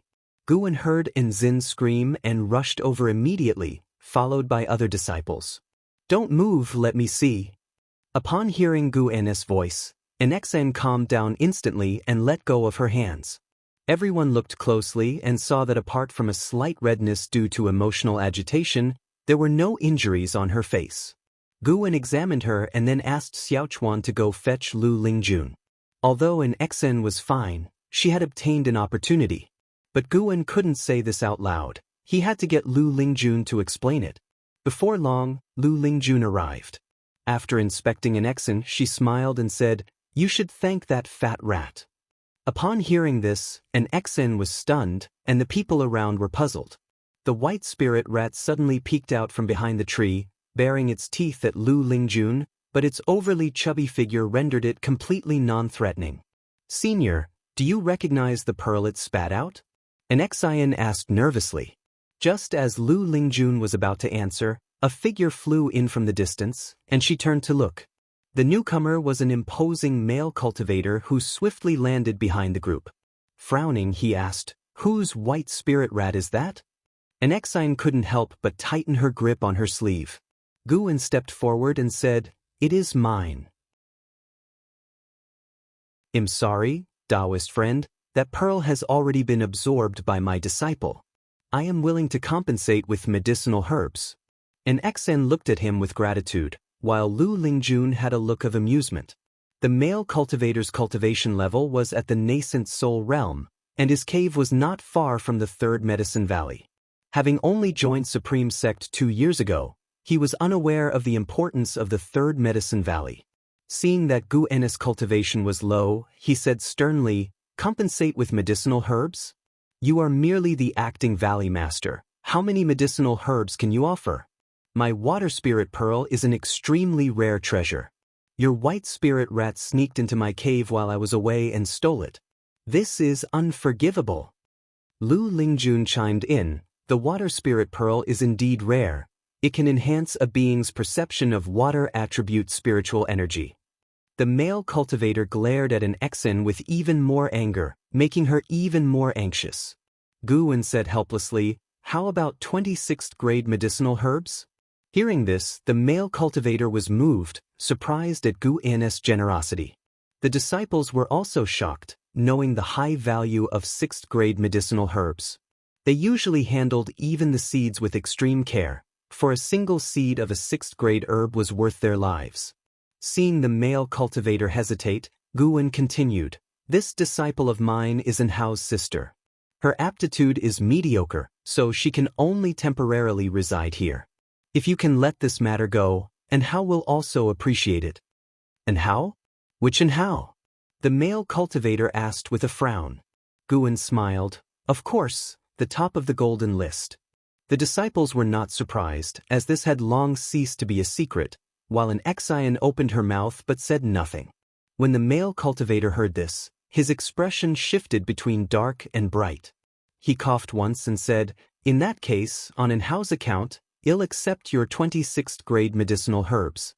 But keep a better eye on your white spirit rat in the future." "Thank you for your generosity, brother. I will take you to get the medicinal herbs." Guan took the male cultivator away, leaving the other disciples to discuss the event. Xiaochuan began to comfort Nxen. She did not feel wronged, but rather ashamed, as she had received such a stroke of luck out of nowhere and caused trouble for Guan and Enhao. She felt guilty. Lu Lingjun snorted, "That kid has guts, not even letting me help." She was a member of the Hall of Elders and could have easily made the male cultivator leave with a word. This made her see Guan in a new light.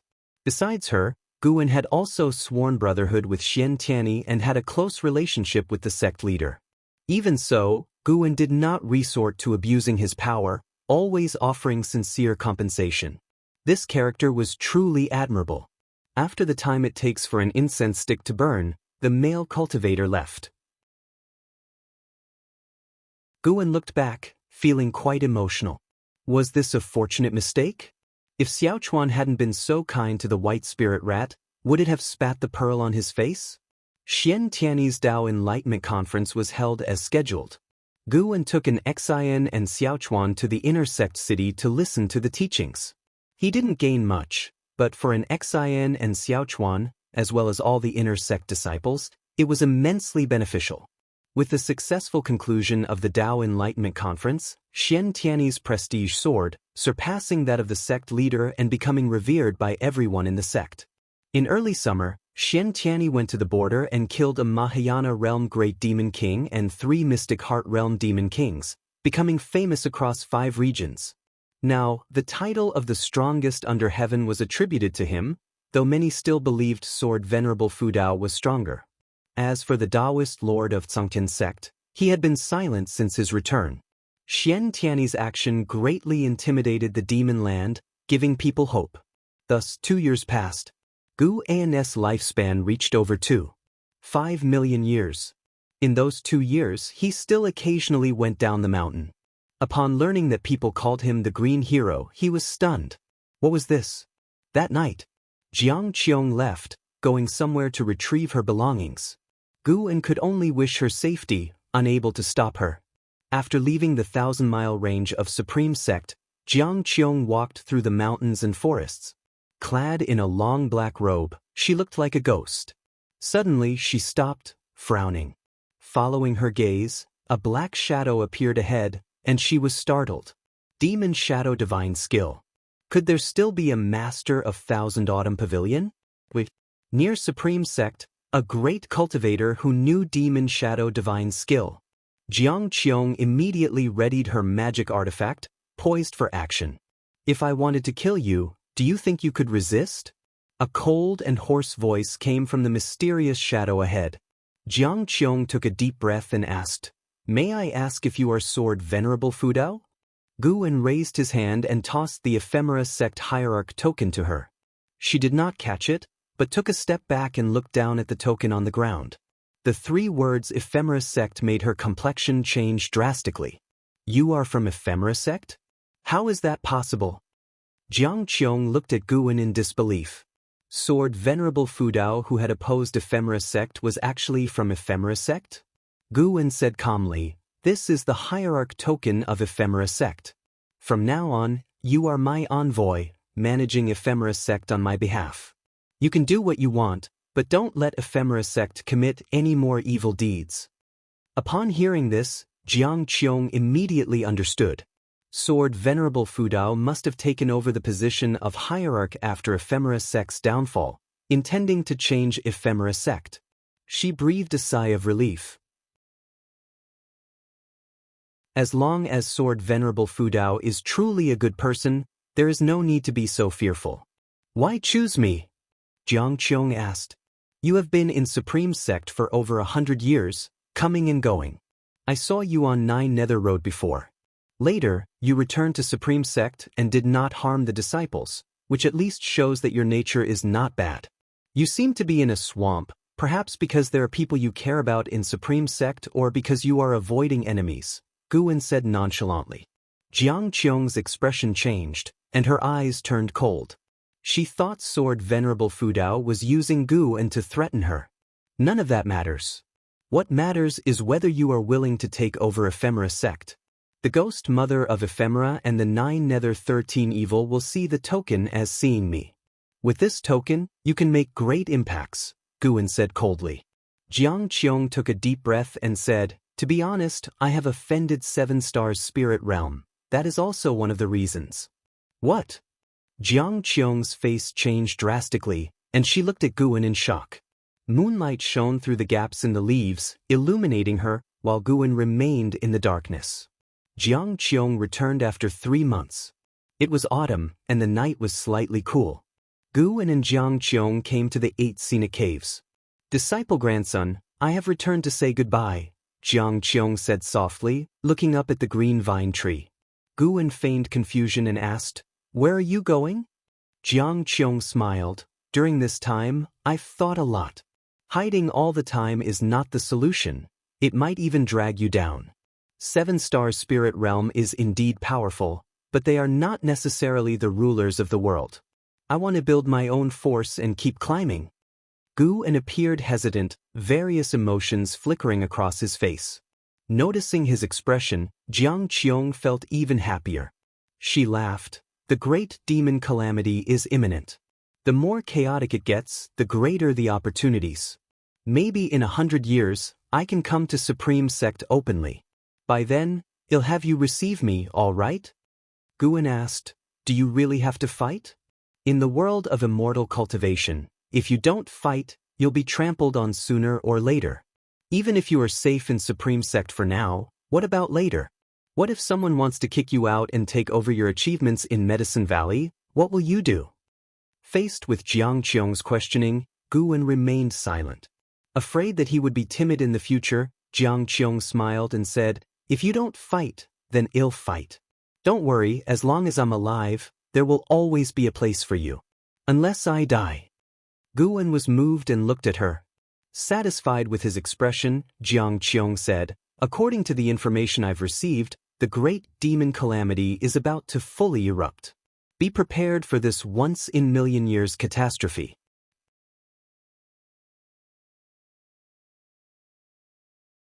Chapter 175 Su Han's Envy, Demon Ancestors Resurrection. Jiang Qiong returned home but stayed only for one night before leaving. Guan could sense her renewed fighting spirit, much like when she first restored her physical body, full of vigor. Guan also had high hopes for her future. If she could lead the remaining followers of the Ephemera sect onto a righteous path, it would be a meritorious deed. Although the ghost mother of Ephemera was using Su Han, they merely desired to return to their homeland. Meanwhile, Su Han needed someone to protect him. Both sides were using each other, and who would have the last laugh depended on their own abilities. Everyone had their own life journey. Even those closest to Guan, Yi Lan, Zhen Qin, and Li Ya, were living their own lives of immortal cultivation, only occasionally visiting Guan for a chat. After Jiang Qiong left, Guan's life continued as usual. Even though he had reached the 9th layer of the wandering immortal realm, he did not find planting flowers and herbs tedious, as he had higher goals to pursue. Since the medicinal herbs had to be picked personally to gain lifespan, Guan rarely used his clone technique. As for receiving guests and handling matters, he was too lazy to use his clones. Throughout the year, the instances requiring another persona to handle were few and far between. Such occasions added variety to his tranquil life, which he naturally enjoyed experiencing firsthand. Every day held fascination for Gu and Tianwei, Heavenly Palace Mountain. Heavenly Palace Mountain was nestled among vast mountains, with a massive palace sitting at the peak. A stone staircase extended from the foot of the mountain to the summit, unobstructed by trees. Thus the palace was referred to as the Heavenly Palace, and ascending the mountain was lauded as reaching the heavens. On the ascending heaven steps of Heavenly Palace Mountain, Su Han approached with a bone sword in his hand. His black robe fluttered, and his long hair danced in the wind. He looked up at the figure on the mountaintop, a look of unwillingness on his face. The person standing at the summit was An Hao. An Hao wore a gold-trimmed white robe, with a dragon crown on his head. His wrist guards, belt, and boots were all exquisitely ornate and gleamed with brilliance. He looked down on Su Han from the mountaintop, a smirk of arrogance and pride playing on his lips. Hateful heaven divine sword? That's all? I heard you can devour others' spiritual power, but even though you take shortcuts, your cultivation growth is slower than mine? And Hao's voice resounded under the vast sky, full of heroism. Su Han looked up at An Hao, not angry, but with a complex expression in his eyes. At that moment, several figures appeared in the woods at the base of the mountain.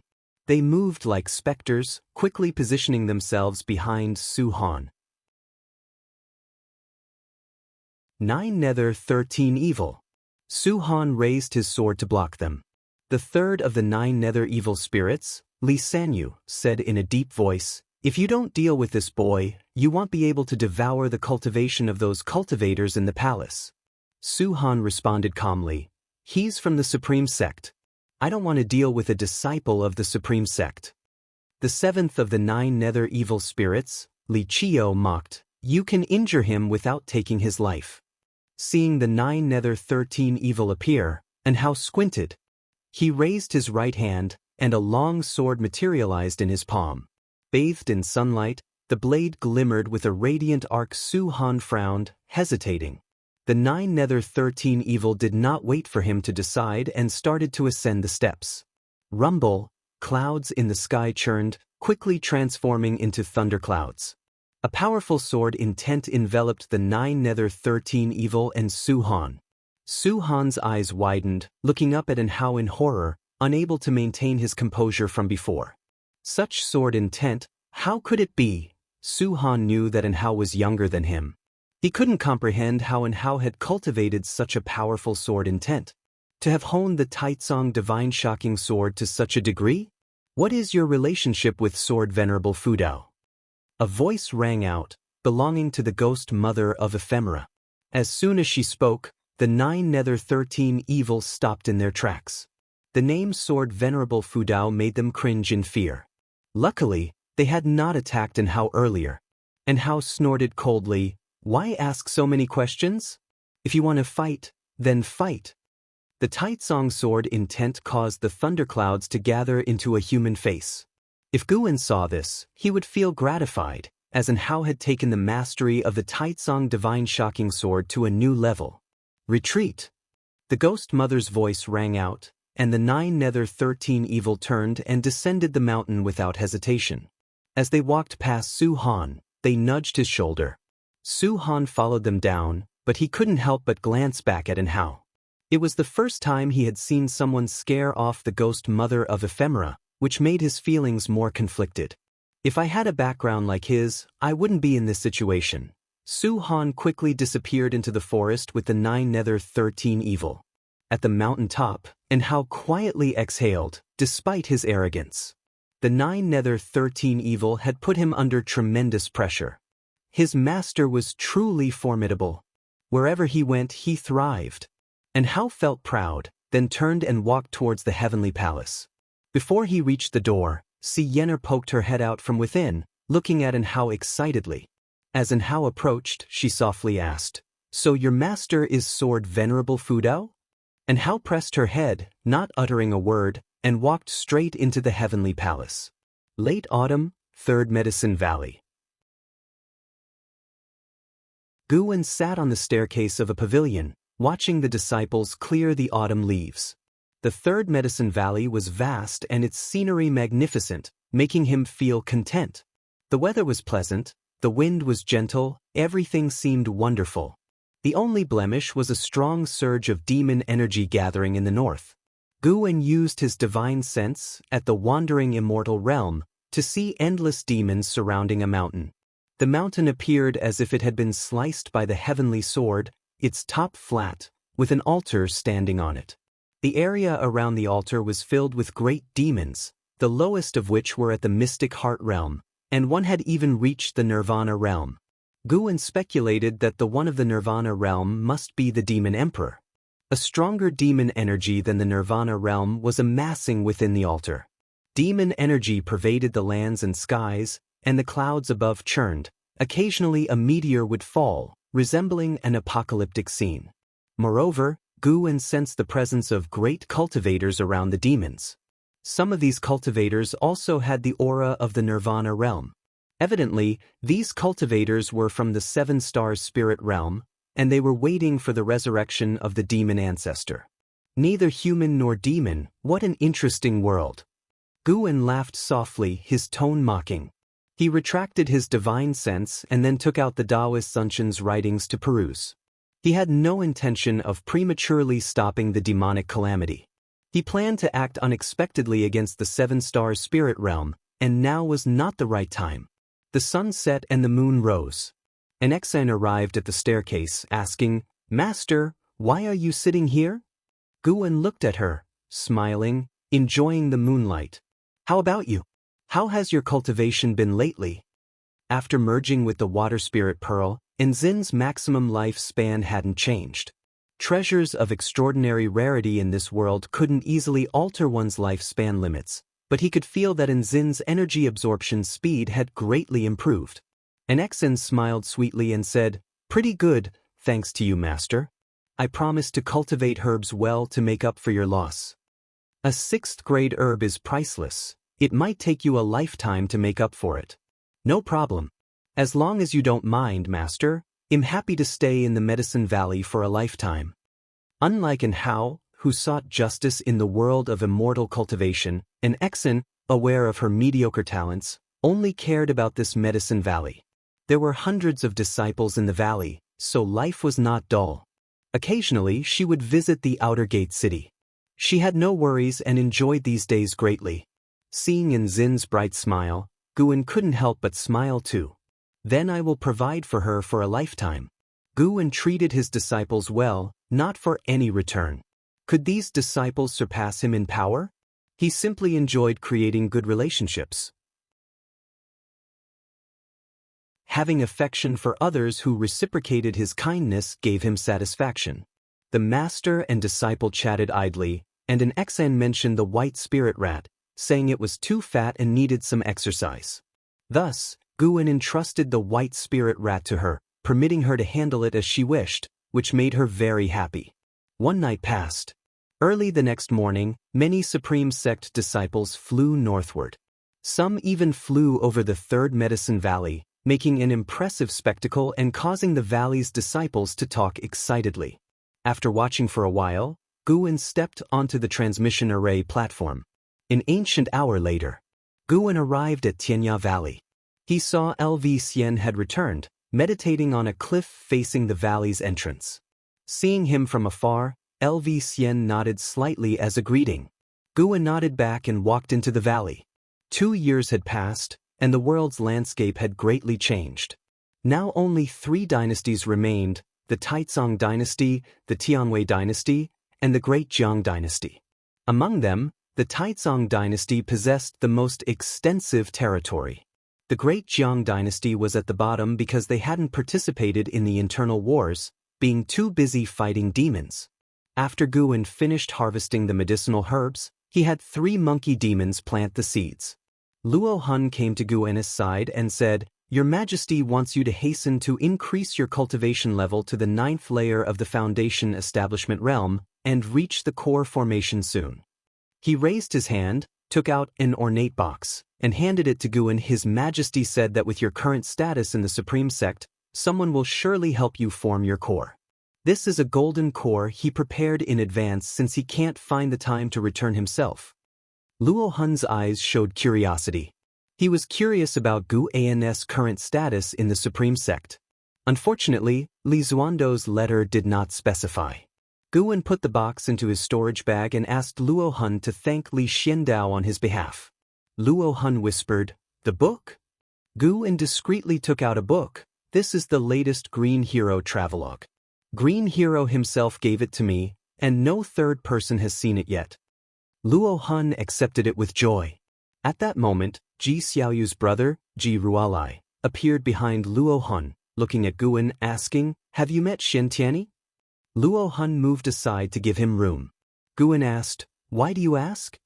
"Green Hero travelogue is written by Xiantiani," Ji Rualai said expressionlessly. Luo Hun was embarrassed, quickly leaving. Guan nodded. "Indeed, we have sworn brotherhood." Hearing this, Luo Hun stopped, looking at him in disbelief. Ji Rualai squinted his eyes, carefully examining Guan. LV Xian, who was meditating on the cliff, opened his eyes. The name Xiantiani was well known to him. In the current world of immortal cultivation, who didn't know the Supreme Sect's true inheritor? Ji Rualai stared at Guan and said, "It seems Xiantiani likes your investiture of the gods." "Investiture of the gods? What do you mean?" Luo Hun suddenly stepped forward, looking at Ji Rualai with a frown. "Are you saying investiture of the gods was written by Guan?" Ji Rualai nodded. Luo Hun looked at him in disbelief. This news was more shocking than Guan and Xiantiani's sworn brotherhood.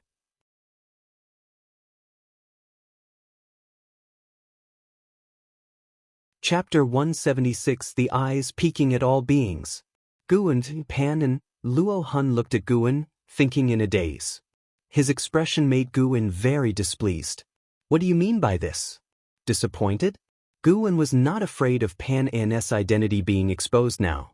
Not to mention his cultivation level, just his backing was enough to handle all the trouble he could encounter. Don't think that Guwen has killed many strong people, but those strong people had no direct enmity with him. Currently, the enemies he could provoke would hardly exceed the divinity transformation realm. Even LV Xian in the distance felt shocked. Guwen was Panin? He knew that Guwen had extraordinary cultivation talent but did not expect him to have such skills. At this moment, LV Xian once again felt his own mediocrity. He realized that true geniuses never show off their talents. They disdain comparing themselves with others. Jirai looked at Guwen and said, "My third sister wrote to me, asking me to take good care of you. She greatly appreciates your decision to stay at the Supreme Sect instead of following the Ji family in relocating." Upon hearing this, Guwen could only say, "I am cultivating in the Supreme Sect. At a time of crisis, I cannot run away. Moreover, I don't need to go to the battlefield, so I must do my part from the rear." Ji Rolai nodded, with a look of admiration in his eyes. The three chatted for a while before Guwen took the opportunity to bid farewell and leave. Watching his departing figure, Ji Rolai chuckled softly and said, "Being sworn brothers with Xianxia, his cultivation level no longer matters. From now on, I have to treat him as a great personage." Luo Han did not respond but muttered, "Why could he write the investiture of the gods? I can accept that he wrote the Green Hero Travelogue. Don't think that he now loves reading the Green Hero Travelogue and Daoist Xuanchuan, but in his heart, Investiture of the Gods was the masterpiece. The former satisfies his desires, while the latter is his life pursuit." Early winter. Just at dawn, a terrifying demon energy came from a distance, startling everyone at the Supreme Sect. In Mystic Valley, the servant disciples practicing exercises with Guwen also noticed it, all turning to look in terror. They had never felt such dreadful demon energy, making them instinctively fearful. Guwen also felt it and said, "Continue practicing, focus on our tasks, don't worry about what you can't control." Hearing this, the disciples could only suppress their inner fear and continue practicing. Chu Jingfeng and Lu Jiujia were also practicing, both furrowing their brows tightly. They felt that this demon energy far exceeded that of the six-headed sea dragon, which had once brought despair to the human race. Now, an even more terrifying demon appeared, leaving them wondering how to survive the demon calamity. This demon energy did not dissipate after its appearance. It lasted for 7 whole days. On this day, Guwen came to the outer gate city, where rumors about the demon ancestor had already spread. "Have you heard? The ancestor of 10,000 demons, who founded the demon clan, has resurrected. He is the root cause of the demon calamity." The six-headed sea dragon was only one of the 72 great demon kings. There's still the demon emperor above him, and now an even more powerful demon ancestor appears. What are we going to do? With Senior Xianxia, Daoist Lord, and the 9 great cultivators of the world, we still have a sliver of hope. These people are formidable, but who can kill the demon emperor and the demon ancestor? No matter what, even the great cultivators have returned from overseas to aid us. How can we, the people who cultivate immortality, be afraid? We will fight to the death with no regrets. Even the Foundation establishment realm outer disciples were stirred with bloodlust, ready to fight at any moment. Guwen arrived at the edge of the heavenly repair platform and saw Di Xie, the son of the demon emperor, not comprehending sword enlightenment, but standing by the platform, looking at the sky, seeming deep in thought. The sky was covered with surging dark clouds, and the snow was falling heavily, as if to obscure the vast world. Guwen also looked up, raising his right hand to catch a flake of snow. The snowflake melted instantly upon touching his hand, dissipating into wisps of white vapor. Loose Immortal. Guwen silently thought in his heart, judging the cultivation level of the demon ancestor. Indeed terrifying. If Xianxia and Daoist Lord had not returned, the human race of the 3 dynasties, having only mystic heart realm cultivators, how could they resist the loose immortal realm demon ancestor? Even if those 2 returned, they could not possibly be a match for the demon ancestor. The gap in cultivation levels was too vast, vast enough for the demon ancestor to easily crush them. Under Gu En's gaze, the dark clouds in the sky actually formed the outline of two gigantic eyes, overlooking all beings with oppressive power. More and more people noticed the abnormality in the sky.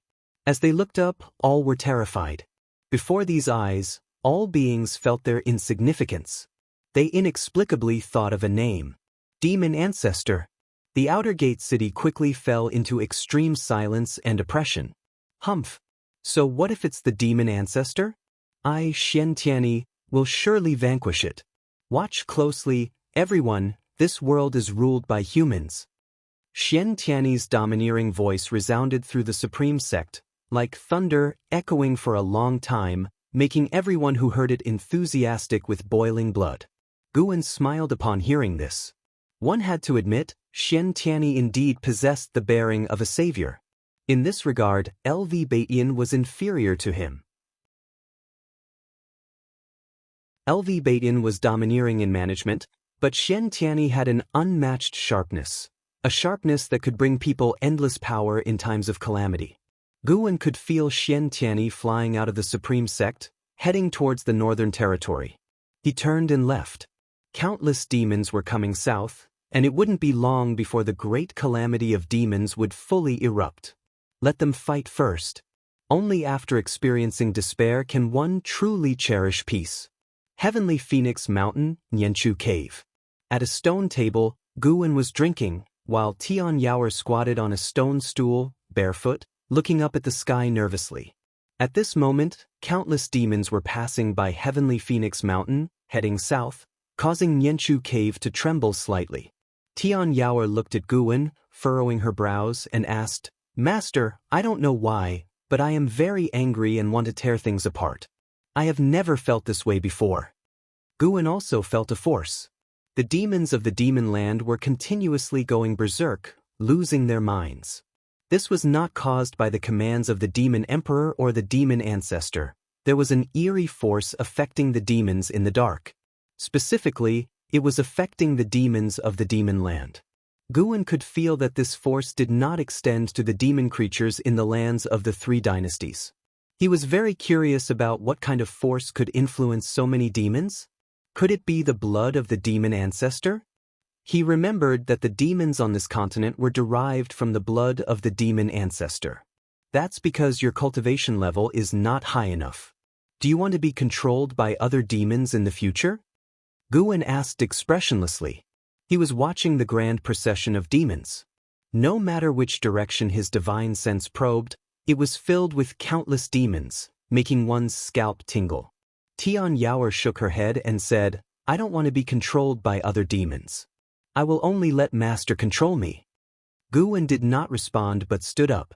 He was preparing to strengthen the restrictions in his cave to prevent Tian Yaoer from going berserk and destroying his medicinal herbs.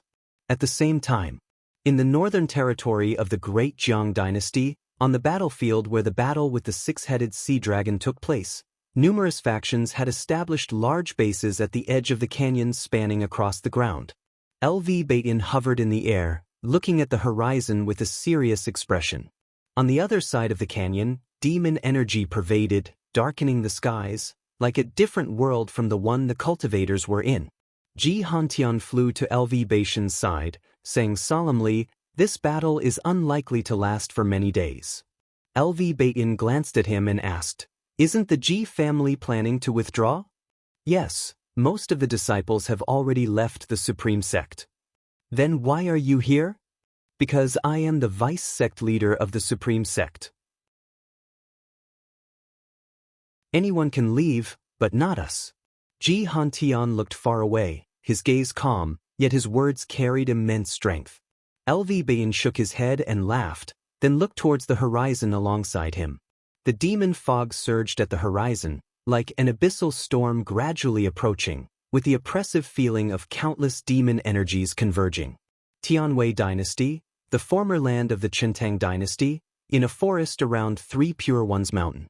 Su Han sat under a tree, caressing the bone sword in his hand. The 9 nether 13 evils scattered around, and the ghost mother of Ephemera sat on a coffin, resting with her eyes closed. Li Sanyu spoke, Ghost Mother, all the great cultivators of 3 Pure Ones Mountain have gone to the Northern Territory. When do we strike? The Ghost Mother of Ephemera replied with closed eyes, "No rush, wait for the battle to break out." Su-Han looked up at her and asked, "This time, who is our target?" "Prince of Taizong, Leah." The Ghost Mother of Ephemera uttered the name. Su-Han couldn't help but frown. He knew Leah had a close relationship with Guan. He asked, "Why him?" "He also mastered the Taizong Divine Shocking Sword." The Taizong Divine Shocking Sword of the Li family was passed down from our Ephemera sect. Although and how prevented us from taking Heavenly Palace Mountain, his appearance gave me an idea. That is to let you also acquire the Taizong Divine Shocking Sword. The sword intent of the Taizong Divine Shocking Sword can cover the strength of all beings, perhaps better unleashing the power of the hateful Heaven Divine Sword. The Ghost Mother of Ephemera's tone was exceedingly calm, as if Li Yo were already a dead man. Su-Han took a deep breath and said, "Choose someone else. There are other Li family disciples. I don't want to deal with Li Ya. Only he knows the Taizong Divine Shocking Sword in the Li family, not even Li Xuanmiao of 3 Pure Ones Mountain can use it. No, Li Ya is my martial uncle. I can't do it." Su-Han said solemnly, showing a rare strong stance against the Ghost Mother of Ephemera. The Ghost Mother of Ephemera opened her eyes, her hollow gaze falling on him. Even in broad daylight, it instinctively made him avoid her eyes. The 9 Nether 13 Evil remained silent, all watching Su-Han with amusement. The Ghost Mother of Ephemera slowly spoke. "If you don't want to deal with Li Ya, fine, but you must be prepared to rumble." A thunderbolt flashed across the sky, startling the Ghost Mother of Ephemera, Su-Han, and the others to look up. They saw thunderclouds rapidly gathering at the horizon, intertwined with lightning, and a colossal figure appeared in the cloud sea. "Daoist of immortality, it is time to settle our scores." An ancient voice echoed, coming from the mysterious presence within the thunderclouds. Far away in the mystic valley of the Supreme Sect, Guan was observing the 3 dynasties' lands with his divine sense. He discovered that numerous ancient ruins and perilous places across the 3 dynasties' lands revealed signs of spatial formations, transmitting many demons into the interior. These teleportation arrays came from various ancient relics and deadly grounds. Guan was certain that the 7 Stars Spirit Realm was assisting the demons, and those ancient relics were likely left by the 7 Stars Spirit Realm. The 7 Stars Spirit Realm had indeed made a brilliant move.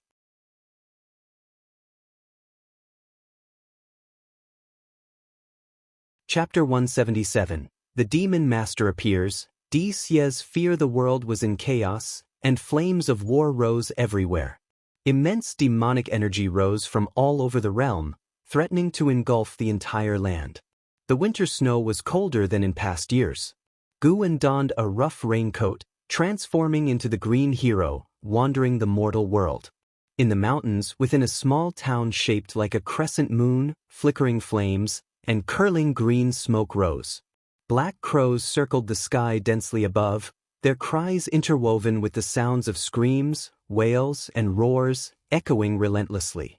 Guan rushed out of the forest, leaping like an eagle from the cliff toward the town. Following his gaze, the town was filled with numerous demons and ghosts, wantonly slaughtering the common people. Some were gnawed alive from the feet by demons before they even died, a scene of cruelty and horror. In less than half an hour, only the sound of weeping remained in the town. Guan walked out of the town, shaking off the demon blood from his sword, then sheathed the Qinghong sword. Despite the anguish left behind, he did not look back. It had been 10 days since the revival of the demon ancestor. Battles had erupted in the northern territory of the Great Jiang dynasty, with Mahayana realm cultivators still engaged in fierce fighting. Not only the Great Jiang dynasty, but even the borders of Tianwei were also under the impact of the demonic tide. Although the Taizong dynasty did not need to guard its borders, demons wreaked havoc internally, presenting a crisis no less severe than in the other 2 dynasties. The demon emperor had not yet taken action, nor had the demon ancestor appeared. Guan was naturally not in a hurry. Judging from the current scale, even if the demon emperor and demon ancestor were killed, the human race of the three dynasties would still suffer for a long time under the demonic turmoil. Rescuing people while accumulating lifespan was a rare opportunity for Guan. Guan did not use the limitless freedom step but flew by controlling his sword. Along the way, he saw many disciples of the Supreme Sect. Unconsciously, in the immortal cultivation world of the Taizong dynasty, the number of Supreme Sect cultivators had reached 1/3. No matter where one went, Supreme Sect disciples could be seen, showcasing the rapid development of the Supreme Sect over the years. It was evening when Guan finally returned to the Mystic Valley. He sat at his desk, took out pen and paper, and began writing, using the act of writing to dispel the malevolence in his heart. Too much killing would foster a heart inclined toward slaughter, and seeing too many tragic scenes left him in a poor mood, necessitating self-adjustment. Though he was a wandering immortal, he had yet to possess the Daoist heart of an immortal. And he was shaping his Daoist heart. No matter how high his cultivation level, he was still a person who had lived for less than 100 years. A person's mindset needed to change gradually. Which true immortal had not gone through thousands of years of worldly tumult? As the moon set and the sun rose. The next morning, the bell of the Supreme Sect sounded, summoning the inner sect disciples. Though Guan's status had already been elevated to the level of an inner sect disciple, he did not need to participate in the various affairs of the inner sect but only needed to focus on cultivating medicinal herbs. Guan went to the third medicine valley and began harvesting the mature herbs. Suddenly, he sensed a cataclysmic battle erupting in the distance. The immense pressure transmitted across millions of miles to the Supreme Sect. One of the combatants was Xianxia. Xianxia was fighting against three great demon kings, each at the Mahayana realm. Guan could sense that the demonic energy of two of the great demon kings was unstable, seemingly freshly broken through. Was it the work of the demon ancestor or some trickery from the Seven Stars spirit realm? The battle among four Mahayana realm powerhouses was immensely grand, and the pressure shaken the cosmos. The disciples in the valley were uneasy. Ever since the full outbreak of the demonic catastrophe, even if they did not participate in the fighting, they would occasionally feel the terrifying pressure, making them inevitably fearful. Guan, however, remained calm and continued picking herbs. Currently, relying solely on the herbs from the Mystic Valley, 8 Scenic Caves, 3rd Medicine Valley, Tianya Valley, Mystic Heaven Cave Mansion, Nianchu Cave and Mountain God Temple, Guan reaped at least 25,000 years of lifespan annually, with occasional bursts. If the demonic catastrophe ended and the Seven Stars spirit realm made no further moves, Guan would not proactively act against them. To him, the longer time dragged on, the greater the benefit. After Guan finished harvesting the herbs, just as he was about to leave, he sensed something, and his gaze turned toward the direction of the outer gate city. He gave some instructions to Xiaochuan, then flew towards the outer gate city. Half an hour later, Guan arrived at the edge of the heavenly repair platform, looking towards Xie. Xie was meditating beneath the two characters, righteous path, striving to comprehend sword intent. Over the years, Guan could feel that a sword intent had already accumulated within him. A demon practicing the sword, a sword demon? Guan mused silently, his gaze shifting to the others on the heavenly repair platform, constantly performing lifespan detection. He waited for someone to arrive. Specifically, he waited for a demon. After a while, a figure stepped onto the heavenly repair platform, passing right in front of Guan. Demon Master, Nirvana Realm 2nd Layer 30290/90,000/170000, Nirvana Realm 2nd Layer. Demon Master. Guan recognized the existence of the Demon Master, a peerless great demon second only to the Demon Emperor in the Demon Land. To the Black Crow Demon Envoy, the Demon Master was unfathomable, his cultivation level unknown. The Demon Master certainly had another name, but the name shown in the lifespan detection may have used an alias, just as Li Xuanmiao appeared as Sage Xianmiao. Guan speculated it related to the name's renown. Most people only knew Sage Xianmiao's name but not Li Xuanmiao's, Hence the lifespan detection showed the name Sage Xianmiao.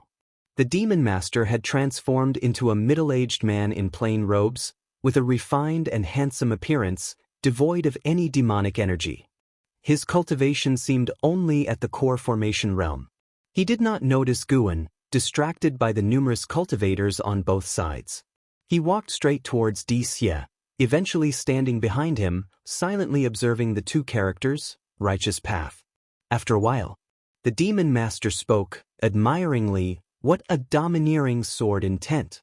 The sword Venerable Fudao lives up to his name." Xie suddenly opened his eyes, turning to look at him, an incredulous expression on his face. He quickly stood up, facing him, and asked in a low voice, "Why are you here?" The surrounding cultivators only glanced at them briefly, showing little concern. The demon master chuckled lightly, saying, "I came to see you, and to check out the supreme sect." Xie took a deep breath, trying to calm himself. He knew the demon master's strength. His father had said that even 72 great demon kings together could not match the demon master. In other words, the demon master's realm exceeded the Mahayana realm. Although the supreme sect had the enigmatic great cultivator sword Venerable Fudao, if a fight broke out, it would definitely level the supreme sect. Living in the supreme sect for so many years, Xie had grown fond of it and did not wish for its early demise. The demon master surveyed the heavenly repair platform, smiling. "The supreme sect is truly magnificent. No wonder it harbors the heavenly destiny." "Heavenly destiny? What heavenly destiny?" Xie asked, frowning. He was cautious, fearing someone would discover the demon master's true identity. The demon master chuckled, saying, "In my calculations, the celestial order has changed, yet I cannot discern the reason for the shift in heavenly destiny. But I found that the celestial order of the human race in the 3 dynasties has altered, with the supreme sect undergoing the most significant change." Xie asked in a low voice, "What is your purpose in coming here?" The demon master grinned, his smile growing increasingly sinister and cold. They did not notice someone leaving the heavenly repair platform. Guan arrived in an alley, then instantly appeared in the mystic Heaven Cave mansion in the North Sea mountain range. He stood under the heart-clearing tree, pulled the heaven-cutting axe from the ground, then flashed to a mountaintop miles away.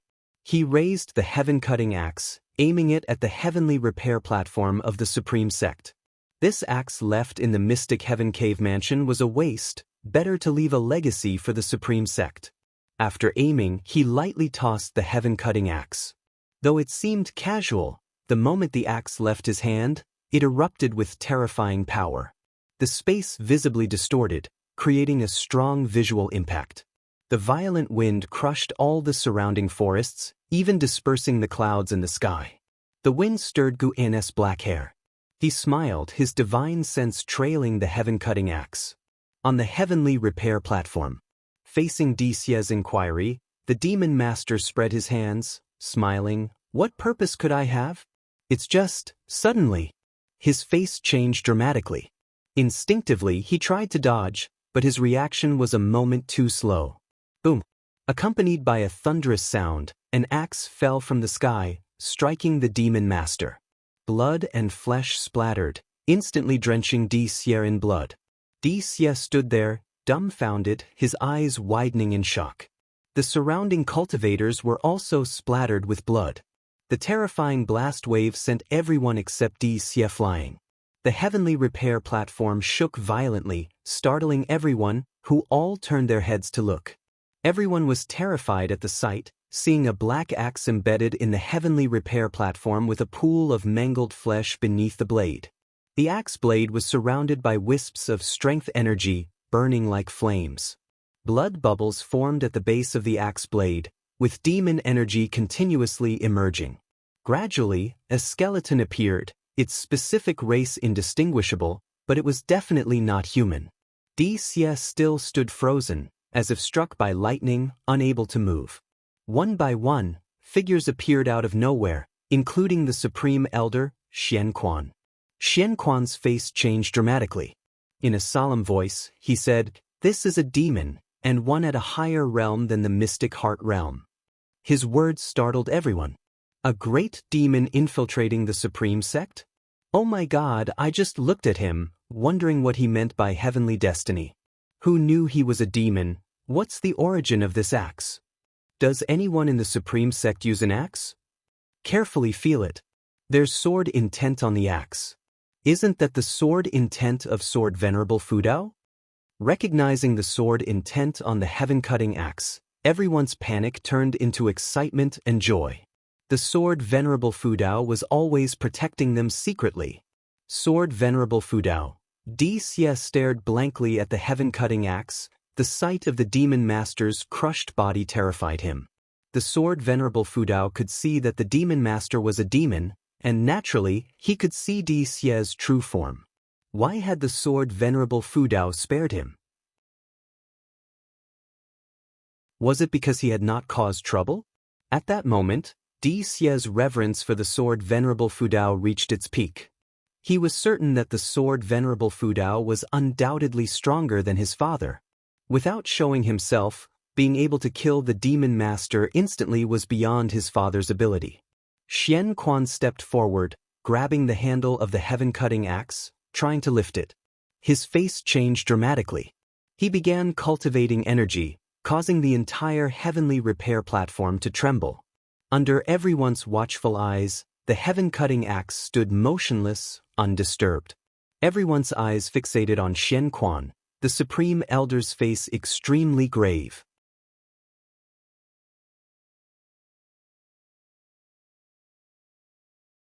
Chapter 178. Xiantian's shock ancestor Xianxia tried to lift the heaven-cutting axe for a long time but couldn't manage to lift it.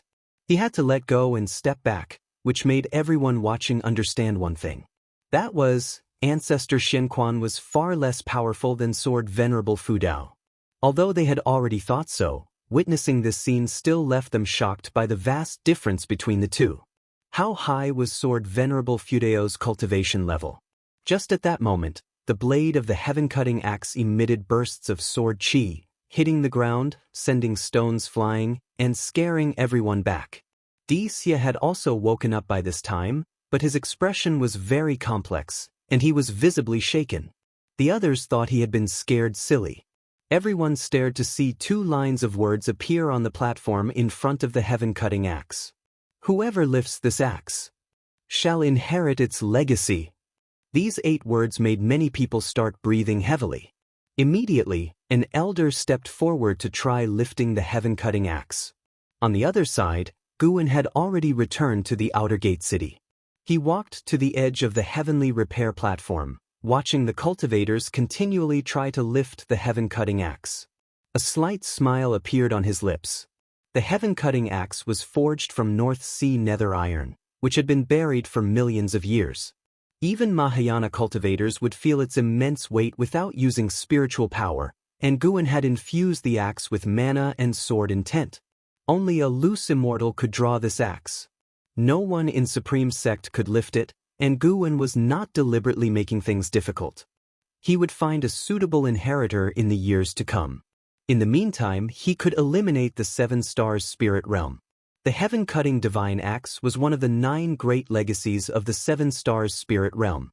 Passing it on to disciples of Supreme Sect prematurely would only bring trouble. Slaying the Demon Master had extended Guwen's lifespan by over 6,300 years, a massive gain. The Demon Master's bones still lay under the heaven-cutting axe without disintegrating, implying the bones were rare treasures. Guwen was not in a hurry to collect them.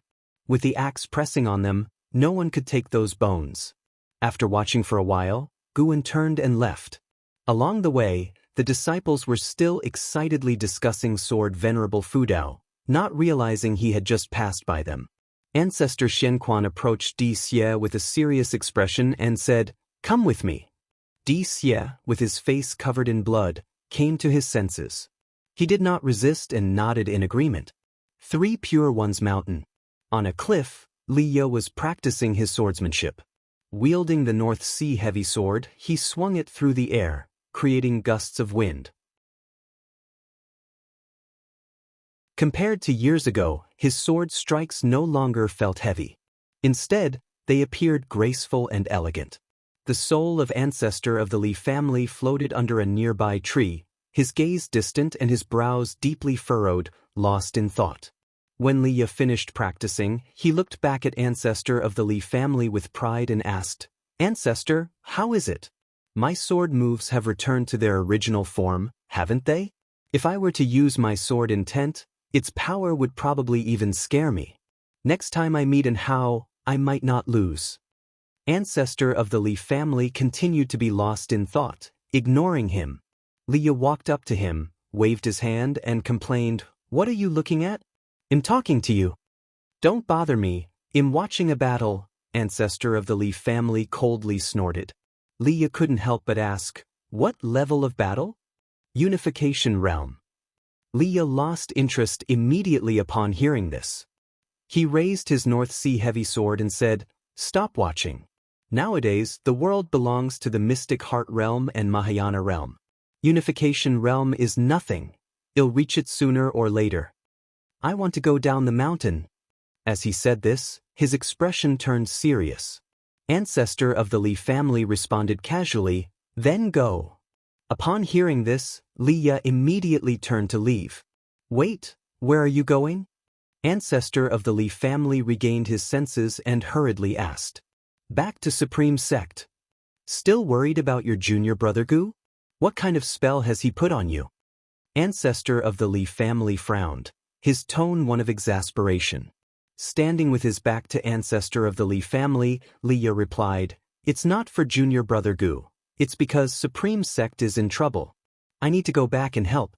With the world in chaos, hiding here to cultivate, how can that be the behavior of a true man? What's the point of all the training bestowed by Supreme Sect?" With that, he leaped off the cliff. Ancestor of the Li family did not pursue him but stayed where he was, mulling over his words. Gradually, a smile appeared on ancestor of the Li family's face. That brat has finally grown up.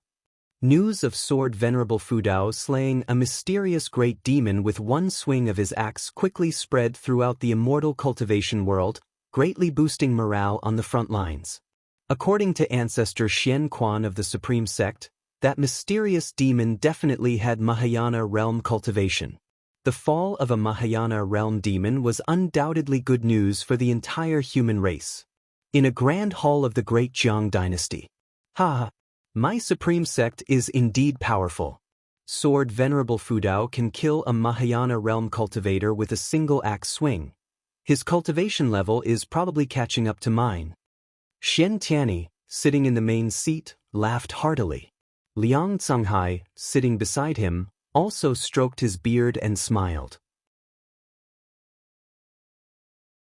Although Xian Tianyi's words were arrogant, no one could deny that Sword Venerable Fudao's actions were beneficial to the human race. Cultivators from various sects praised him. Among those present, the lowest cultivation level was in the Mystic Heart realm.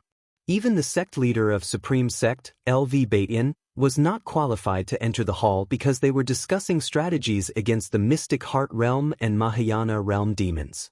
Since the outbreak of the demon calamity, there had been demon informers within the human race. Demons disguised as humans lurked around, and some people even sought to defect to the demons to save their own lives, complicating the calamity even further. A great cultivator in the Mystic Heart realm asked, "Why not bring Sword Venerable Fudao to the front lines?" This suggestion received a lot of support, as many believed that if Sword Venerable Fudao joined them, their pressure would certainly decrease. A woman in black spoke, "We don't know exactly who Sword Venerable Fudao is.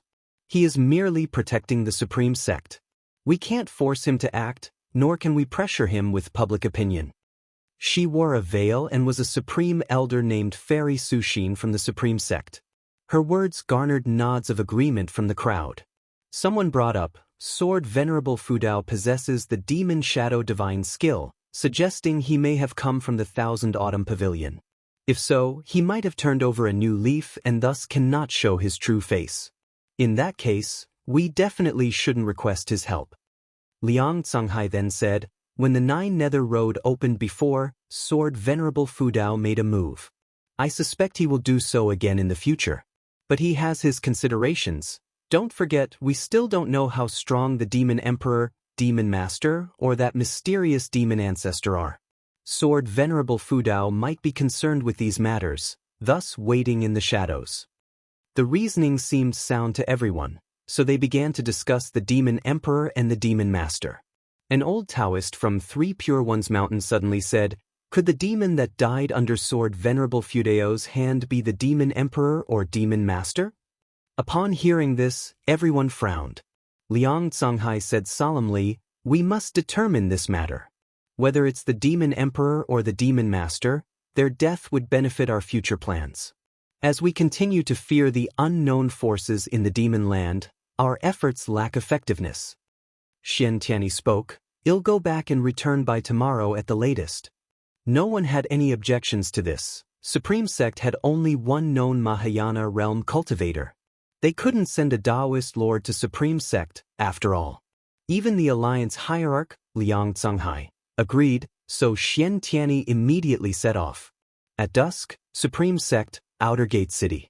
Xianxia walked up to the heavenly repair platform, his appearance causing many inner sect disciples to stare wide-eyed. This Outer Gate City had gathered a number of inner sect disciples, either to gaze at the heaven-cutting axe or to seek sword enlightenment, and most of them had heard Xianxia preach the Tao, thus recognizing him instantly. For a moment, silence fell over the heavenly repair platform. Even the outer sect disciples noticed the change in atmosphere and followed everyone else's gaze. Xianxia walked straight to the heaven-cutting axe. A disciple trying hard to lift the heaven-cutting axe was pushed by his friend. He instinctively looked at Xianxia, his face changing drastically. He quickly stepped back and saluted Xianxia. Xianxia nodded slightly, stepped 2 more steps forward, and faced the heaven-cutting axe.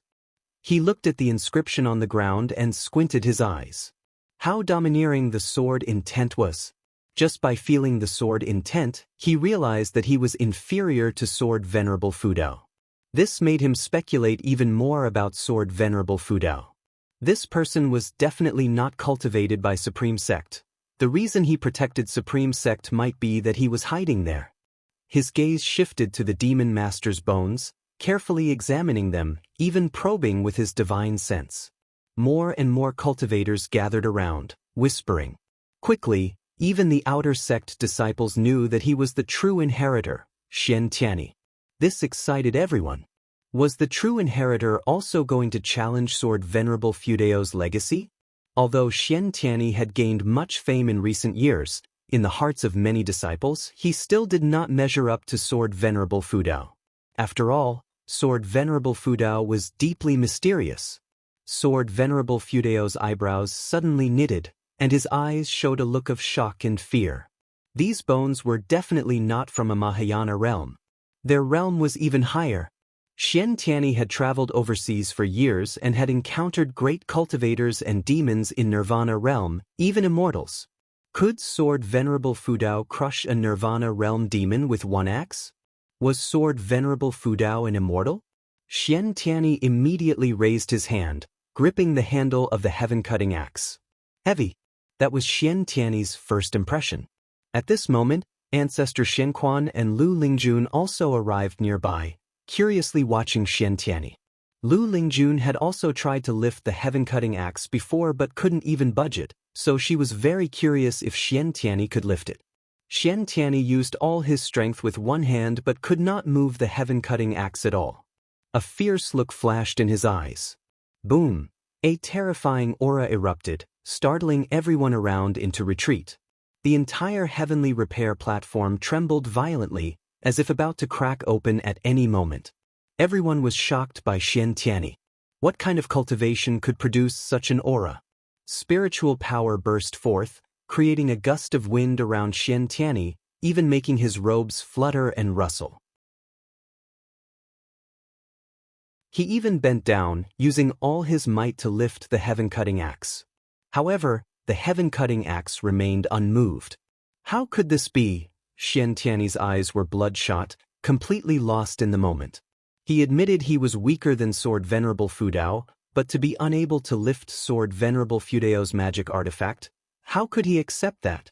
His eyes widened, his aura suddenly increasing, his hair lifting, and strange cyan runes appearing on his neck.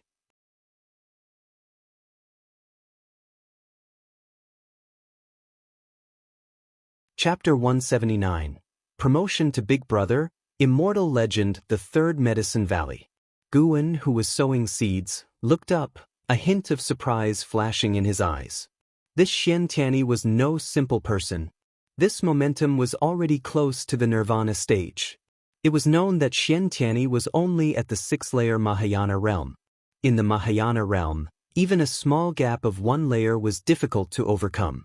For Xianxia to exude momentum comparable to the nirvana stage, how incredible was that? Guwen became curious about Xianxia's cultivation technique. Previously, Xianxia had already given him the cultivation technique, but he was too lazy to look over it. On the other side, at the heavenly repair platform, even after using the secret technique, Xianxia still couldn't shake the heaven-cutting axe. Veins bulged on his forehead. All the onlookers were shocked, including ancestor Xianquan and Lu Lingjun. To think that Xianxia's momentum was so formidable, yet he couldn't budge the heaven-cutting axe. What kind of cultivation level did Sword Venerable Fudao possess? The more they thought about it, the more stunned they felt. Lu Lingjun's reverence for the supreme sect deepened. After reaching the mystic heart realm, she felt she could act recklessly within the supreme sect. Today's event showed her how far she still had to go. She shouldn't act carelessly in the future to avoid offending Sword Venerable Fudao. Several seconds later, Xianxia's momentum dissipated. He slowly straightened his body and let go of his right hand. The world was silent. No one dared disturb him. Everyone could feel his pride and anger. They didn't want to provoke him. Previously, Xianxia had touted himself as the #1 cultivator of the supreme sect, even the world. Today, he couldn't even lift Sword Venerable Fudao's axe, bringing great shame upon himself. Just as everyone grew tense, Xianxia suddenly laughed, loudly at first, then thrown back in hearty laughter. Spreading his arms, he laughed. Who would have thought our supreme sect harbors such a formidable cultivator? I underestimated the world. I am impressed. Impressed. His hearty acceptance of failure relieved everyone. Even though he couldn't match Sword Venerable Fudao, he remained a figure of admiration and reverence in the supreme sect. Ancestor Xianquan took a step forward to console him. Tianyi, you represent the future of the supreme sect. I am pleased that you can see it this way. Other elders also stepped forward to offer consolation. Xianxia turned around, his robes fluttering as he laughed. Don't worry. If it's against our own, how could I mind? However, one day I will challenge Sword Venerable Fudao. Before that, I will first eliminate the demonic calamity. Upon hearing this, cheers erupted. More people began to echo the sentiment, and everyone admired Xianxia's ambition. He held his head high, embodying the demeanor of a prodigy. Time flew by quickly. Night fell. Inside the pavilion of the Third Medicine Valley. Bang! Damn it, that was so humiliating. Xianxia slapped the table angrily. One hand couldn't help but cover his face. Facing him, Guwen found it amusing and said, Isn't it good that someone is stronger than you? At least the pressure isn't all on you. Xianxia covered his face. I know. I just regret acting so hastily. I should have tried when fewer people were around. No, I should have given up after a try. Instead, I used the secret technique and caused such a commotion. It's just too embarrassing. The more he spoke, the more frustrated he became. Guwen secretly enjoyed it. He took out spiritual wine and poured a drink for Xianxia. Then let's drown your sorrows with wine? Drink, I swear to reclaim my honor once I become an immortal. Xianxia said in frustration. He looked at Guwen. Don't tell anyone about this. I'm only confiding in you. Guwen said, Don't worry, we are sworn brothers. Your honor is my honor, I will naturally cover for you. Sigh, I wonder who Sword Venerable Fudao is and where he is hiding. Honestly, I really want to meet him and get to know him. Xianxia sighed. Guwen teased, If you knew Sword Venerable Fudao, would you be sworn brothers with him? Why not? It would give you another backer. Xianxia laughed too. Could you call Sword Venerable Fudao your big brother? Of course, how could I ask him to be my little brother? And he is surely much older than me. Alright, from now on, Sword Venerable Fudao is the eldest brother, you are the second brother, and I am the third. Haha, deal, I think it's a deal. Xianxia laughed gleefully and began clinking bowls with Gu and was equally pleased, finally promoted from little brother to big brother. Although Xianxia was over 500 years older than him, serving as a little brother to someone of lower realm felt uncomfortable. Now, it was better, he became the big brother. After venting his frustration, Xianxia started to narrate how heavy the heaven-cutting axe was. You have no idea, your brother really gave it his all, but that axe was as heavy as if the heavenly Tao possessed it. The more exaggerated Xianxia described, the more Gu enjoyed it. He wasn't bothered in the slightest, even hoping Xianxia would continue. It wasn't until dawn the next day that Xianxia finally left. He had to head to the front line for battle and couldn't stay in the Supreme Sect for long. Gu walked downstairs, stretching lazily.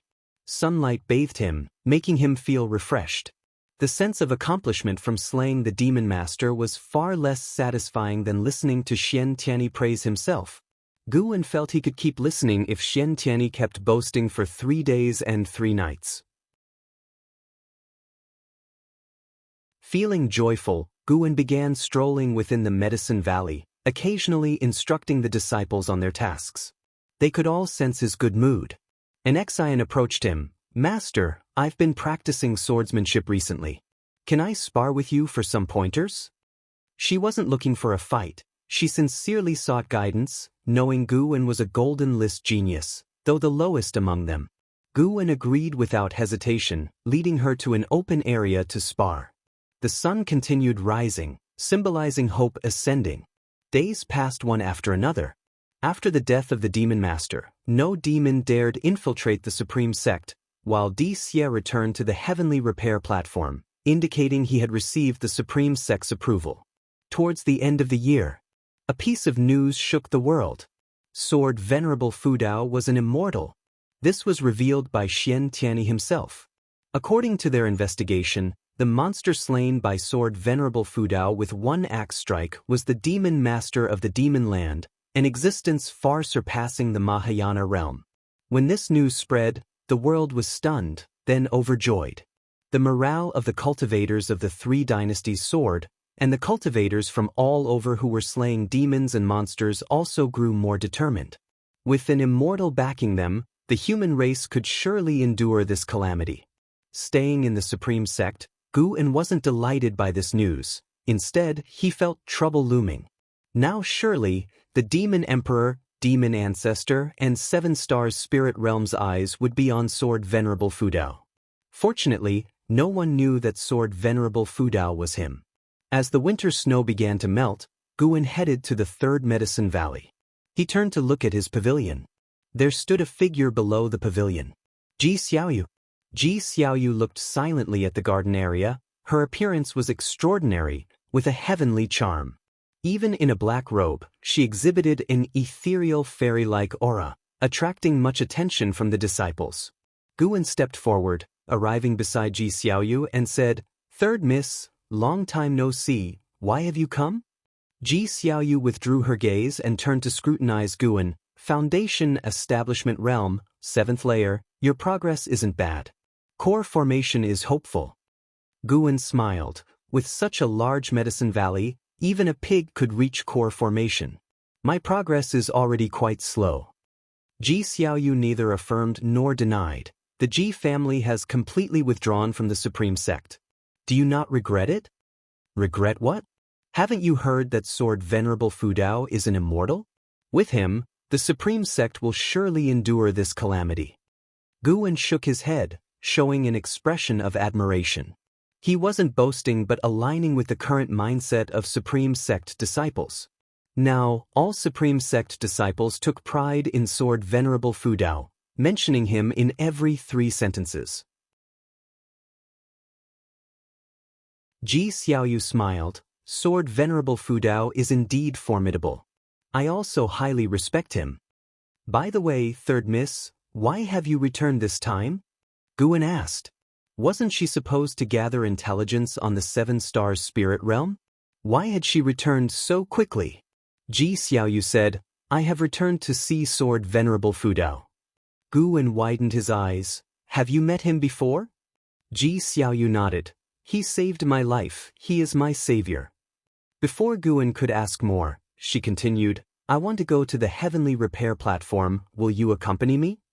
Guan had no objections and agreed. Ji Xiaoyu waved her sleeve, lifting Guan with spiritual power, and flew into the sky. Lu Lingjun, under the mystic pure tree, looked up, frowning. Primordial Daoist talisman. Lu Lingjun seemed to recall something, her thoughts drifting into memories. Soon, Guan and Ji Xiaoyu arrived at the outer gate city, flying directly to the heavenly repair platform. Many people surrounded the heaven-cutting axe. Zuijian was also there, guarding the heaven-cutting axe, and said in a deep voice, each person can try only once. Do not offend the Sword Venerable, or you will be dealt with according to the strictest sect rules. He raised his sword, causing the surrounding people to disperse. His sword had once received the sword intent of Sword Venerable Fudao, making his name widespread.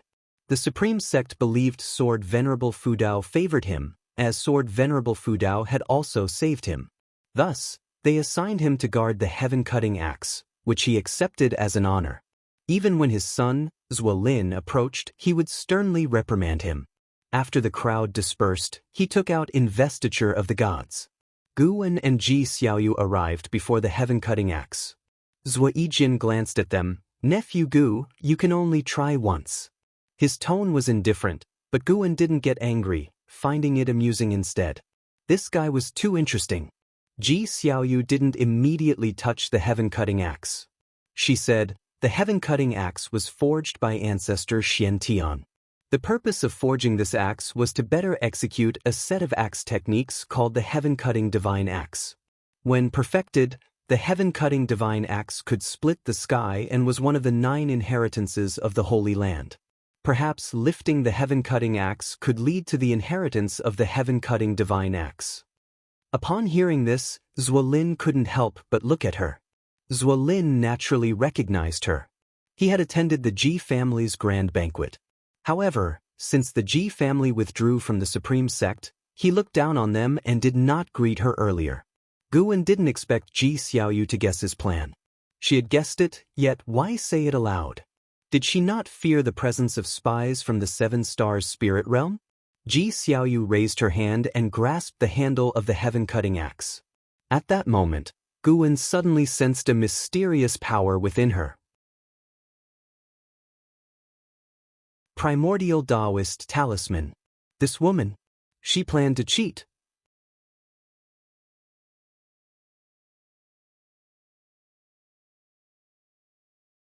Chapter 180 Evil Demon breaks the seal. Searching for sword, Venerable Ji Xiaoyu grasped the handle of the heaven-cutting axe, and she immediately felt its weight, a weight that struck her soul and filled her with an involuntary sense of reverence. The reason was Guan's mana at work. Realizing she couldn't lift the heaven-cutting axe, she immediately channeled the power of the primordial Daoist talisman. This was the result of her training in the 7 stars spirit realm. Previously, she could only draw on a tiny bit of the talisman's power, but now she could channel it at will. As the power of the primordial Daoist talisman flooded her bones and muscles, her aura suddenly changed. Zuijian looked at her in surprise, and the surrounding great cultivators, too, were startled, their gazes focusing on her. Guan silently took a step back, avoiding being noticed by the others. Even if Ji Xiaoyu channeled the power of the primordial Daoist talisman, she still couldn't lift the heaven-cutting axe. Before the annihilation of the 7 stars spirit realm, the heaven-cutting axe could not be lifted by anyone. After a while, Ji Xiaoyu released her right hand. Although she failed, throughout the process, she didn't seem as strained as Xiantian, even when channeling the power of the primordial Daoist talisman. Her stance was steady, as if she hadn't exerted much effort at all. No one was surprised by her failure, only curious about the aura she had exuded moments ago. She turned and walked over to Guan, whispering, "As expected, I failed. Do you want to give it a try?" Guan shook his head and said, If you can't do it, there's no need for me to embarrass myself with my cultivation level. Perhaps this inheritance tests not cultivation but a certain trait, Ji Xiaoyu speculated. Guwen inwardly felt helpless. She had guessed correctly again. To avoid suspicion, Guwen stepped forward to try anyway. He even gripped with both hands and lifted a few times, his face turning red. Zuijin laughed and said, "Nephew Gu, don't be discouraged. As long as the heaven-cutting axe is here, you'll have another chance. Just keep cultivating diligently." Guwen quickly raised his hand in salute to him before leaving. Zuijian then picked up the investiture of the gods again and continued to savor it. After leaving the heavenly repair platform, Ji Xiaoyu and Guwen parted ways. Guwen didn't return to the valley but wandered around the city to relax. The world was still in chaos, yet the outer gate city seemed unaffected, remaining bustling due to the protection of Sword Venerable Fudao. An ancient hour later, Guwen finally left the outer gate city, once again disguising himself as the green hero and acting chivalrously. Winter passed, spring passed, and another summer arrived. The death of the demon master didn't change the world's grand trend. The demonic calamity continued, with great demon kings ceaselessly emerging. Yet the demon emperor and the demon ancestor remained unseen. Guwen's days became very busy. Besides picking flowers and herbs, he also had to descend the mountain to slay demons. Although busy, his lifespan increased rapidly. On this day, Guwen had just cleared demons from a town and came to a small river in the mountains, preparing to wash the demon blood off his blade. At that moment, he suddenly sensed something and looked into the distance. At the edge of the North Sea Mountains, a group of cultivators were in fierce battle. Su Han, holding a bone sword, was fighting Wuju. The two exchanged blows in the sky above the forest, while in the distance, other 9 Nether 13 Evil were battling the great cultivators of the Zhou family. Su Han swung his sword rapidly, his murderous aura soared to the sky, and his brows knitted tightly. The opponent was just at the first layer of the nascent soul realm. Why was he so difficult to deal with? Now that Su Han already possessed cultivation in the divinity transformation realm, armed with the hateful heaven divine sword and the defying fate divine skill, he confidently faced any divinity transformation realm cultivator without feeling pressured. But this time was different. He couldn't take down this low realm cultivator in a short time. Wu Ju's punches and kicks were like the wind. With each punch, it was like the midday sun, unstoppable. His strength energy was domineering, even Su Han could not withstand it head-on. Unlike Su Han's surprise, Wu Ju was very excited, even letting out loud shouts. In the distance, Zhou Yu, watching the battle, looked satisfied. With a Unification Realm 9th layer cultivation, he alone held off 6 of the 9 Nether 13 Evil. The Zhou family specialized in physical cultivation, using their bodies as weapons. Zhou Yu wielded a knife single-handedly, his black robe billowing, each move grand and powerful, full of the spirit of splitting mountains and cutting rivers. Focus on the elixir, use qi to control the god, the body is the weapon, and the weapon is the momentum. Zhou Ye's voice suddenly echoed through the heavens and earth, like a rumbling thunder. Hearing this, Wu Ju immediately closed his eyes. His fists became slow but brought an even stronger sense of oppression to Su Han. Su Han dodged the fist wind, landing before a tree. He swung his sword quickly, sending tens of thousands of black sword qi rushing madly, lifting countless fallen leaves, attempting to drown Wu Ju. Wu Ju, suspended in midair, raised his right leg. The gusty, rain-like leg wind suddenly arose, countless leg shadows clashing with his sword qi. Boom! The air waves expanded violently, Wu Ju was forced back. He flipped in the air and landed steadily on a cliff. Su Han raised his sword to defend, without retreating, but his eyes widened involuntarily, and he couldn't help but ask, "Residual wind leg, who taught you?" Wu Ju opened his eyes, looked at him, and said, "Not residual wind leg, this is Gale Shadowless leg, taught by my brother." "Who is your brother?" Thinking that Su Han was from the Supreme Sect, Wu Ju said, "My brother, Guwen, do you know him?" Su Han's face changed slightly upon hearing this, and he involuntarily lowered his sword. Seeing this, Wu Ju realized that the other might have a connection with Guwen, and he said in a deep voice, "No matter what your relationship with Guwen is, never target him again. Otherwise, I won't spare you." Hearing Wu Ju's words, Su Han didn't get angry. The days in Mystic Valley and the Third Medicine Valley were the times he cherished the most, even though Guwen had once advised him to give up his cultivation. He didn't resent him, knowing the master meant well. But he couldn't let go of his hatred and didn't trust the Supreme Sect. "Ghost Mother, let's go, find other Golden List geniuses." Su Han shouted loudly, taking a deep look at Wu Ju, thinking this person possessed talent not inferior to An Hao. Such a genius being friends with Guwen truly made Guwen fortunate. "Let's go." The voice of the Ghost Mother of Ephemera sounded, and Zhou Yu suddenly descended, disrupting their plans, making further fighting pointless. Hearing this, the 9 Nether 13 evil immediately retreated. Zhou Yu raised his hand, signaling the other Zhou family cultivators not to pursue. Wu Ju watched Su Han's departing figure and couldn't help but shout, "What's your relationship with Guwen?" Su Han did not answer and did not look back. Elsewhere, Guwen retrieved his divine sense. He could sense that the Ghost Mother of Ephemera was about to act against Su Han. Over the past 2 years, Su Han's cultivation level rose swiftly, but his aura grew increasingly unstable, potentially deviating at any moment. Now, Su Han no longer only attacked those hunting him but also hunted innocent Golden List geniuses, completely stepping into the demon path. Guwen didn't dwell on it. After washing his sword, he continued his journey. The world was chaotic, some saving, some killing. He only wanted to extend his lifespan without violating his principles. In a dimly lit underground palace, firelight flickered, casting shadows on the stone walls. Huge stone pillars stood on either side of the great hall. A red-scaled little snake quickly slithered, arriving at the steps before it stopped. It raised its body, looking at the burly figure reclining atop the stone chair at the top of the steps. "Your Majesty, King Mingjiang has already breached the Tianwei dynasty. It won't be long before the great Jiang dynasty falls too." The red-scaled little snake spoke human words, its voice soft and charming like a woman's.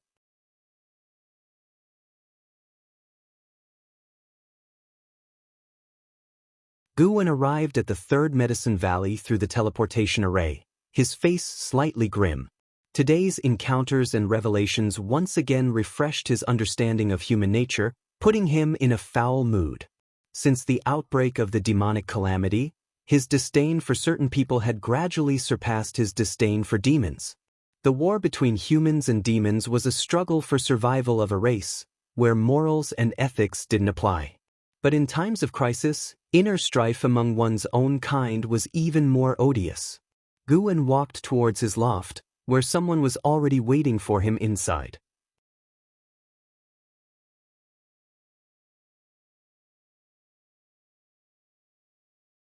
Chapter 181 The Foundation of the Seven Stars Spirit Realm.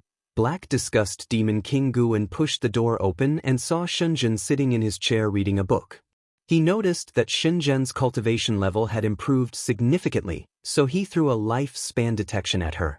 Shenzhen, Core Formation Realm, 9th layer 130/760/2560? Huh? How did her maximum lifespan increase?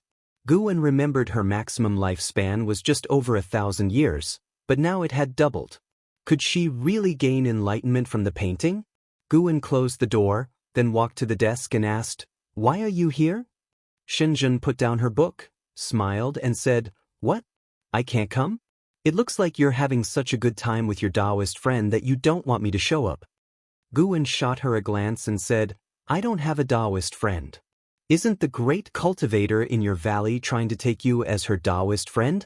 She's highly cultivated and extremely beautiful. No normal man could refuse her." Shenzhen looked him up and down with a slightly teasing tone. Guwen raised his eyebrow and said, "I'm not a normal man. If she wants to be my Daoist friend, she needs to become an immortal first." Shenzhen laughed, saying, "If she becomes an immortal, do you think she'll still look at you? By that time, would you even still be here?" You can't spend your days fantasizing about an immortal descending to favor you, can you?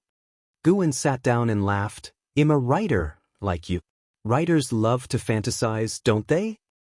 Makes sense. I fantasize about Sword Venerable Fudao appearing before me and taking me as his Daoist friend. Xianxia nodded, then looked at Guan to see his reaction. Guan seriously responded, what if it happens? I think there's hope.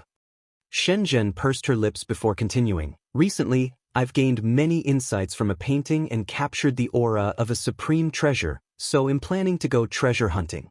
Will you join me? Treasure hunting? Guan quickly shook his head and said, the world is in chaos now. Going out is like seeking death. I won't go. Xianxia furrowed her brows and said, that painting came from the imperial palace of the Great Yu dynasty, a gift from the former emperor to my father. It is said to be over 6,000 years old. I can sense that the treasure within it is extraordinary and not just one. Such an opportunity is seldom seen. I'm only sharing it with you. Guan replied, thanks for your kindness, Miss Shen, but I'll pass. With my cultivation level, I'd only be a burden to you. Xianxia's expression darkened. Just when Guan thought she was about to get angry, her tone shifted, and she asked, how is your relationship with Lu Lingjun? Do you think she is trustworthy? You want to invite her for the treasure hunt.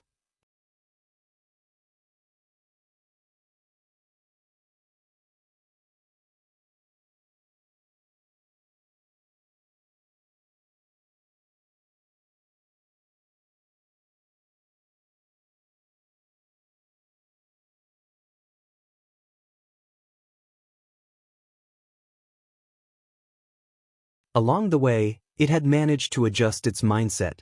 That night, it almost collapsed again. Too frightening. No, too terrifying for demons.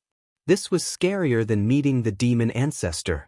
After all, the demon ancestor would not appear suddenly. The two demons waited for 2 ancient hours, with each second feeling like an eternity. At this moment, Gu's right hand ignited with cyan flames, quickly enveloping the Black Disgust Demon King. Under the watchful eyes of both demons, the Black Disgust Demon King was reduced to ashes in an instant, without even leaving behind his soul. You have successfully taken 7,090 years of lifespan from the Black Disgust Demon King, Nirvana Realm 3rd Layer. Not bad. It was worth coming out.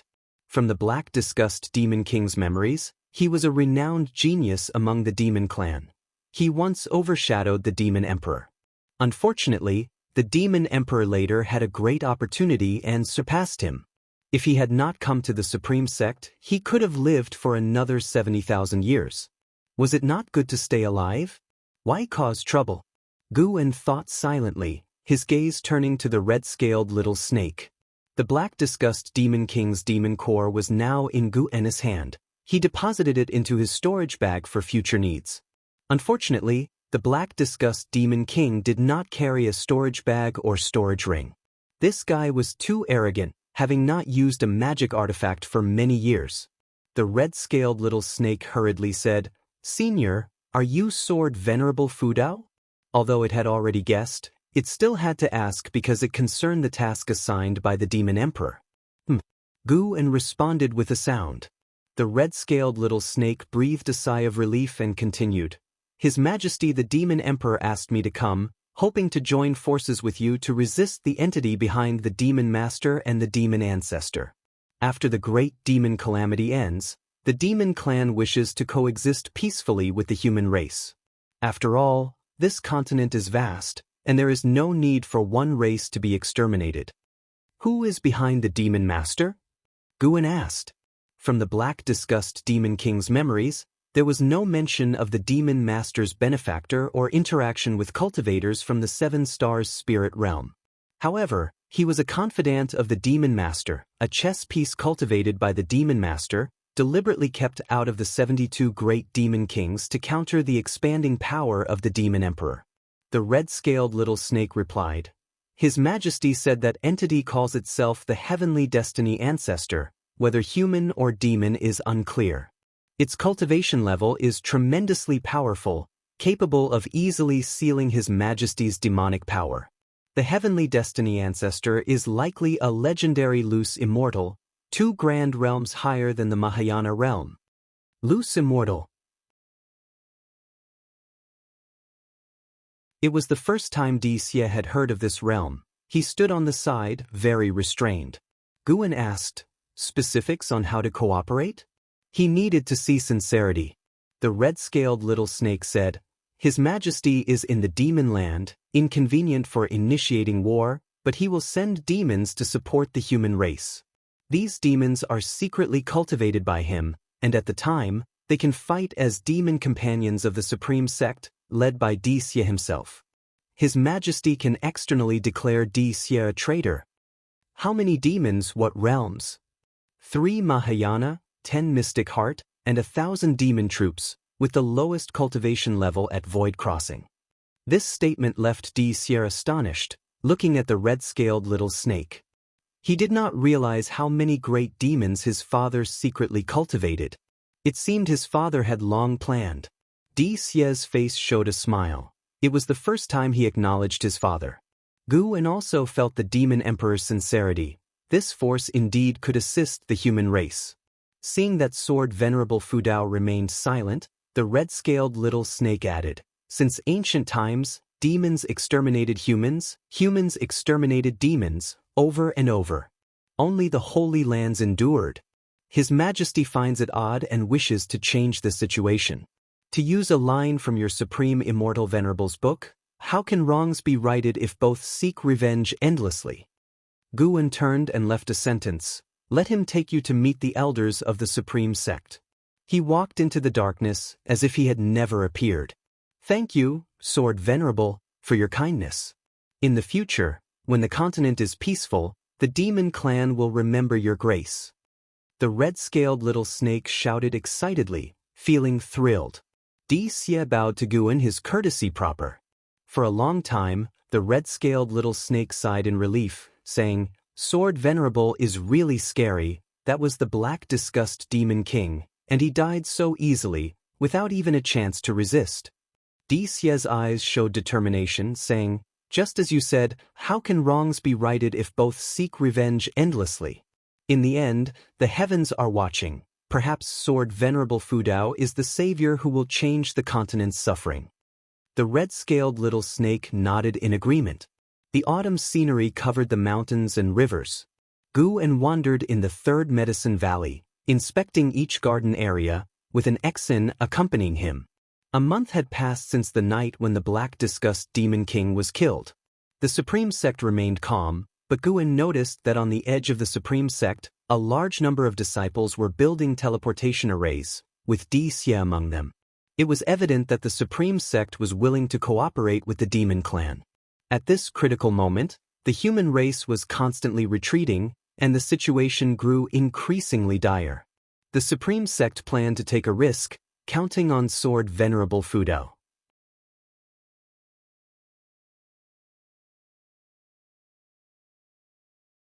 Guan hopped forward and then turned back, chirping again. Zhang Buku did not respond, so Guan hopped forward again and turned back once more. This time, Zhang Buku understood. He endured his pain and asked, Do you want me to follow you? The sparrow chirped again. Zhang Buku, seeing this, forced himself to stand up and limped after the sparrow. He left a long trail of blood, and as the sun shone on him, the blood began to glisten.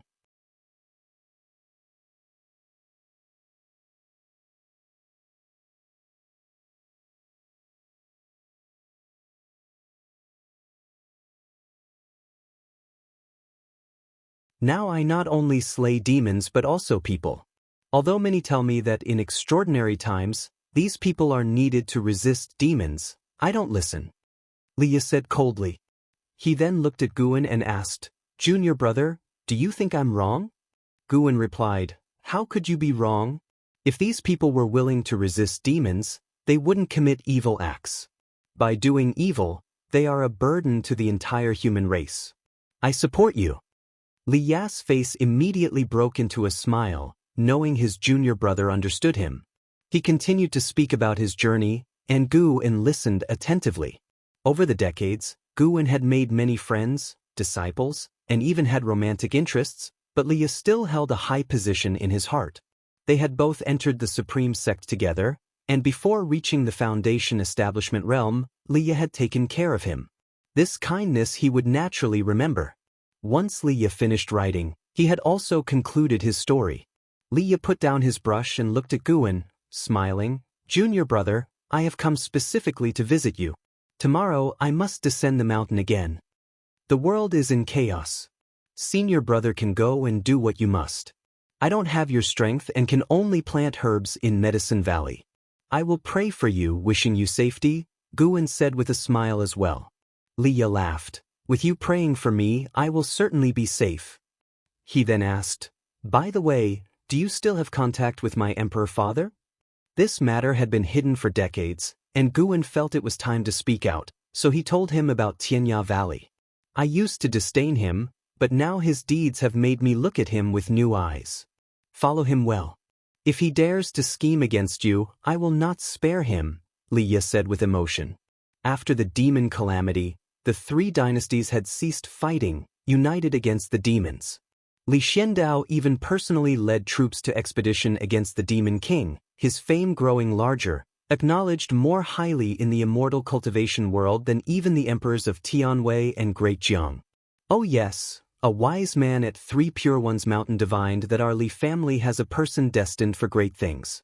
That should be me. I might become an immortal in the future. See, isn't your senior brother impressive? Leah said proudly. Only in front of Guan could he reveal his true feelings. Guan curiously asked, "What are the characteristics of a person destined for great things? Is it top talent or unrivaled fortune?" Leah raised an eyebrow. "Whether in terms of talent or fortune, I am the strongest among the direct bloodline of the Li family. How do you see it? I should be the person destined for great things. Or do you think there is someone else? You don't possibly like my sister, do you?" "How could that be? I haven't seen your sister for years. By the way, is senior sister Li well?" "Of course she's well, but wait, you just said you don't like my sister?"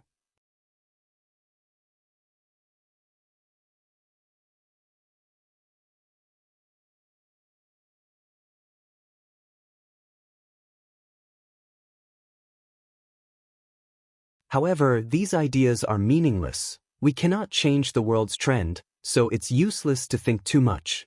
Better to cherish the days we have now. Guan stood up and said this. Then he looked at LV Xian and asked, "Do you have something to do?"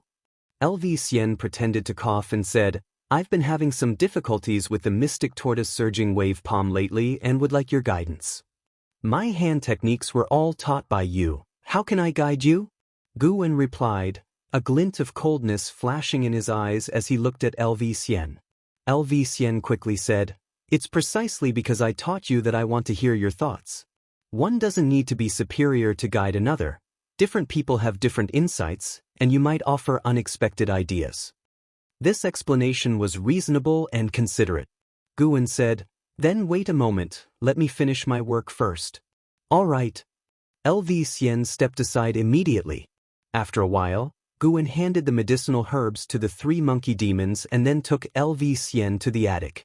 Without needing his instructions, LV Xian began setting up restrictions. Neither Luo Hun nor Ji Ruolai thought much of it. Even though they all served Li Xiandao, they still kept secrets from each other, especially regarding cultivation matters, which should not be easily pried into. An hour later, LV Xian finally opened the door and left, and Guan was also about to leave. Staring at Guan's retreating figure flying by sword, LV Xian felt filled with admiration. This person was truly incredible. Despite having a cultivation level in the divinity transformation realm and extraordinary comprehension, he concealed his abilities to appear as an ordinary valley master. He had investigated Guan's background and found no deep-seated enemies. He even had the Ji family as his support. This indicated that Guan had unimaginable patience and goals. LV Xian's admiration for Guan grew, wishing to become someone like him. What's a moment of glory? Becoming immortal is the true goal. LV Xian also thought of Li Xiandao. He was the only one who knew Li Zuando's true cultivation level. No wonder Li Xiandao admired Guan so much. It was mutual appreciation among those with grand ambitions. It amused LV Xian that neither knew the other's true cultivation level. He started to look forward to the day when both would discover each other's true strength. Autumn passed, and winter arrived. A major event shook the world of immortal cultivation. The Supreme Sect actually sent a demon army to support the Northern Territory, including a Mahayana realm demon king, causing an uproar. Countless people questioned the Supreme Sect's collusion with the demon clan, but with this demon army sweeping through a battlefield, the doubts disappeared, replaced by excitement. Successive reports of victory boosted the morale within the Supreme Sect. Yet, even so, the world crisis remained unresolved. The demon land's demons seemed endless, impossible to kill completely. Besides picking herbs, Guwen spent most of his time descending the mountain to slay demons. His lifespan had already surpassed 6 million years. This winter, more and more disciples were dispatched down the mountain, and the number of disciples in the outer and inner sects kept decreasing. Guwen could sense a terrifying demonic energy brewing in the north. Loose immortal realm. It must be that demon ancestor. Deep within the demon land, there might be a great cultivator of the 7 stars spirit realm. Therefore, Guwen did not act immediately. Once the demon ancestor ventured south, as long as he dared to step into human territory, Guwen would strike at once.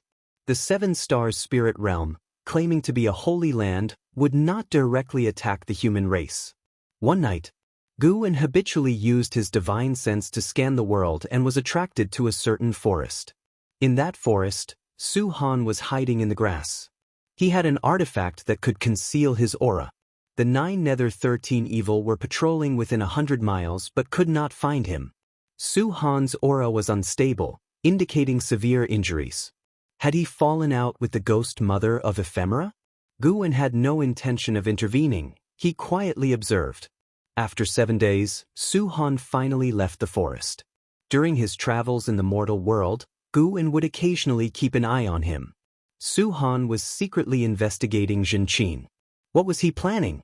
Guwen wouldn't allow Su Han to harm Zhenqin. If Su Han dared to harm Zhenqin, he would not stand by. Heavy snow fell, covering everything. In a mountain ravine, Yi Lan, Zhenqin, and several disciples from the law enforcement hall were resting, each cultivating energy to restore spiritual power. Zhenqin suddenly opened her eyes and scanned her surroundings. She hesitated for a moment, then stood up and walked to Yi Lan, whispering, "Martial Ant, there is an issue with my cultivation. I need to undress, so I wish to be alone in the forest for a while." Yi Lan opened her eyes and looked at her, concerned. "Do you need my help?" "No, you know my cultivation technique is special." Zhenqin smiled. Seeing her smile without any signs of trouble, Yi Lan nodded in agreement. Zhenqin then left the camp. She continued walking through the forest, traveling several miles before stopping and looking ahead. Under a tree, a figure stood with its back to her. "Senior brother Su Han, is that you?" Zhenqin asked cautiously. Su Han turned around, his face devoid of color and hair turned white. His bone sword was gone. He forced a smile and said, "It's me, come here." Zhenqin hesitated but still approached Su Han. When she was only 7 steps away from him, she sensed being trapped in some kind of restriction, causing her expression to change. "No need to panic, it's my artifact, which can block divine sense detection, keeping the ghost mother of Ephemera and the 9 Nether 13 Evil from finding me," Su Han explained. Zhenqin breathed a sigh of relief, maintaining her distance, and asked, "Senior brother, can you really not turn back?" Su Han's face twisted into a grim smile. "Turn back? There's no going back. My hands are already stained with blood. Even if I abandon my cultivation, my enemies won't let me go." Zhenqin saw his unstable condition and quickly asked, "Do you need healing medicine?" "No, I came to ask you for a favor." Su Han shook his head. Zhenqin couldn't help but ask, "What is it?" At that moment, Su Han suddenly moved closer, pressing his right hand on her forehead. Her eyes widened in horror as she realized she couldn't move. Su Han's face turned immensely cold in that instant. Senior, brother. Xianxia managed to utter 2 words before a powerful spiritual force entered her body, rendering her speechless. In the distance, in a town, Guwen was swinging his sword to slay demons, his brows furrowed, eyes complex. He turned and continued to kill demons, while other cultivators were fighting alongside him in the town. In the forest, Su Han looked at Xianxia's panicked expression and whispered, "Junior sister, don't be afraid. I won't harm you. Senior brother is at the end of his rope, destined to die, and wants to pass all my cultivation to you before I die, to help you change your fate." Hearing this, Xianxia's pupils dilated. Memories of Outer Gate City flashed in her mind. Back then, the Outer Gate wanted to sacrifice disciples, and Su Han risked his life to cover her escape from the city. Because of this gratitude, she had always cared about Su Han's fate. Though Su Han was infamous, perhaps wronging many people, he had always been good to her. Everyone could condemn him, but not her. The ghost mother of ephemera taught me the defying fate divine skill, wanting me to enter the 9 Nether Road. Though I don't know her final intention, my fate would be grim. In a secret realm, I seized a Mahayana Dharma artifact and escaped them, but I'm heavily injured and won't live long. The hateful heaven divine sword ends with me. I sought revenge, but the true enemy is elusive. Yet, I understand now that practicing the hateful heaven divine sword means endless enemies. Perhaps I've already taken my revenge. Junior sister, with our average talent, we are mere ants in the world of cultivation. Practicing the hateful heaven divine sword was my only chance to escape fate. Though I failed, my life was still worthwhile. Now, inherit my cultivation.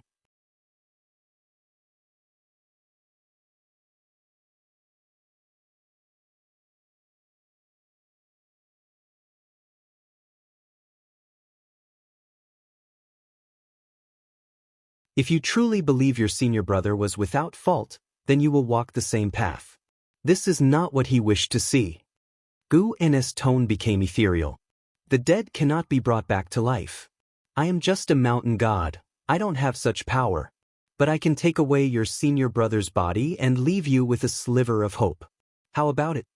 Upon hearing this, Xianxia did not respond immediately. She hesitated for a long time, then said through gritted teeth, "Then please, mountain god, take him away. One day, I will find you. I will seek the method of resurrection." Guwen did not oppose her. If Xianxia had one more goal, her future cultivation would be more diligent. He raised his right hand, taking Su Han's body into his hand, making it very small, leaving only a storage bag on the snow. Seeing the mountain god's miraculous divine skills, a grief-stricken Xianxia was too sad to be amazed. She got up and asked, "Mountain god, why are you here?" Guwen disappeared from the tree branch, leaving a sentence, "Who says a mountain god can only stay in one place? Moreover, I am not just a mountain god." Upon hearing this, Xianxia was awed, thinking that this mountain god might hold a transcendent position among the immortals and gods. She wiped away her tears and infused the gold ring with spirit power, causing the barrier to disappear immediately. She headed toward the place where Yi Lan and others were stationed. Her senses had already captured the aura of Yi Lan and others. They spread out, moving quickly, clearly searching for her. Inside the Mystic Heaven Cave Mansion, Guwen placed Su Han's body on a stone table, looking at his apprentice's face, feeling a bit dazed. He thought of when they were in the mountains of Mystic Valley years ago. He guided Su Han in swordsmanship, and Su Han generously gave him the hateful heaven divine sword technique passed down from his family. He recalled how, when demon cultivators attacked Mystic Valley, Su Han stood in front of him without hesitation to protect him. He felt he had not owed Su Han anything, but in reality, Su Han had not wronged him either. Su Han had simply chosen a different path. Guwen used his mana to start freezing Su Han's body, preventing it from decaying. The soul remained temporarily within the body. He had no way to resurrect the dead. This was the best he could do. During the freezing process, Guwen detected something, raising an eyebrow. Su Han only transferred his power to Xianxia, but the hateful heaven sword intent remained in his body. Guan sensed that this sword intent contained many causal connections, one of which was very complex, reaching the loose immortal realm. How could Su Han have come into contact with a loose immortal? Could it be the creator of the hateful heaven divine sword? Guan raised his other hand, taking Su Han's sword intent into his palm, forming a cluster of blood energy swirling in his hand.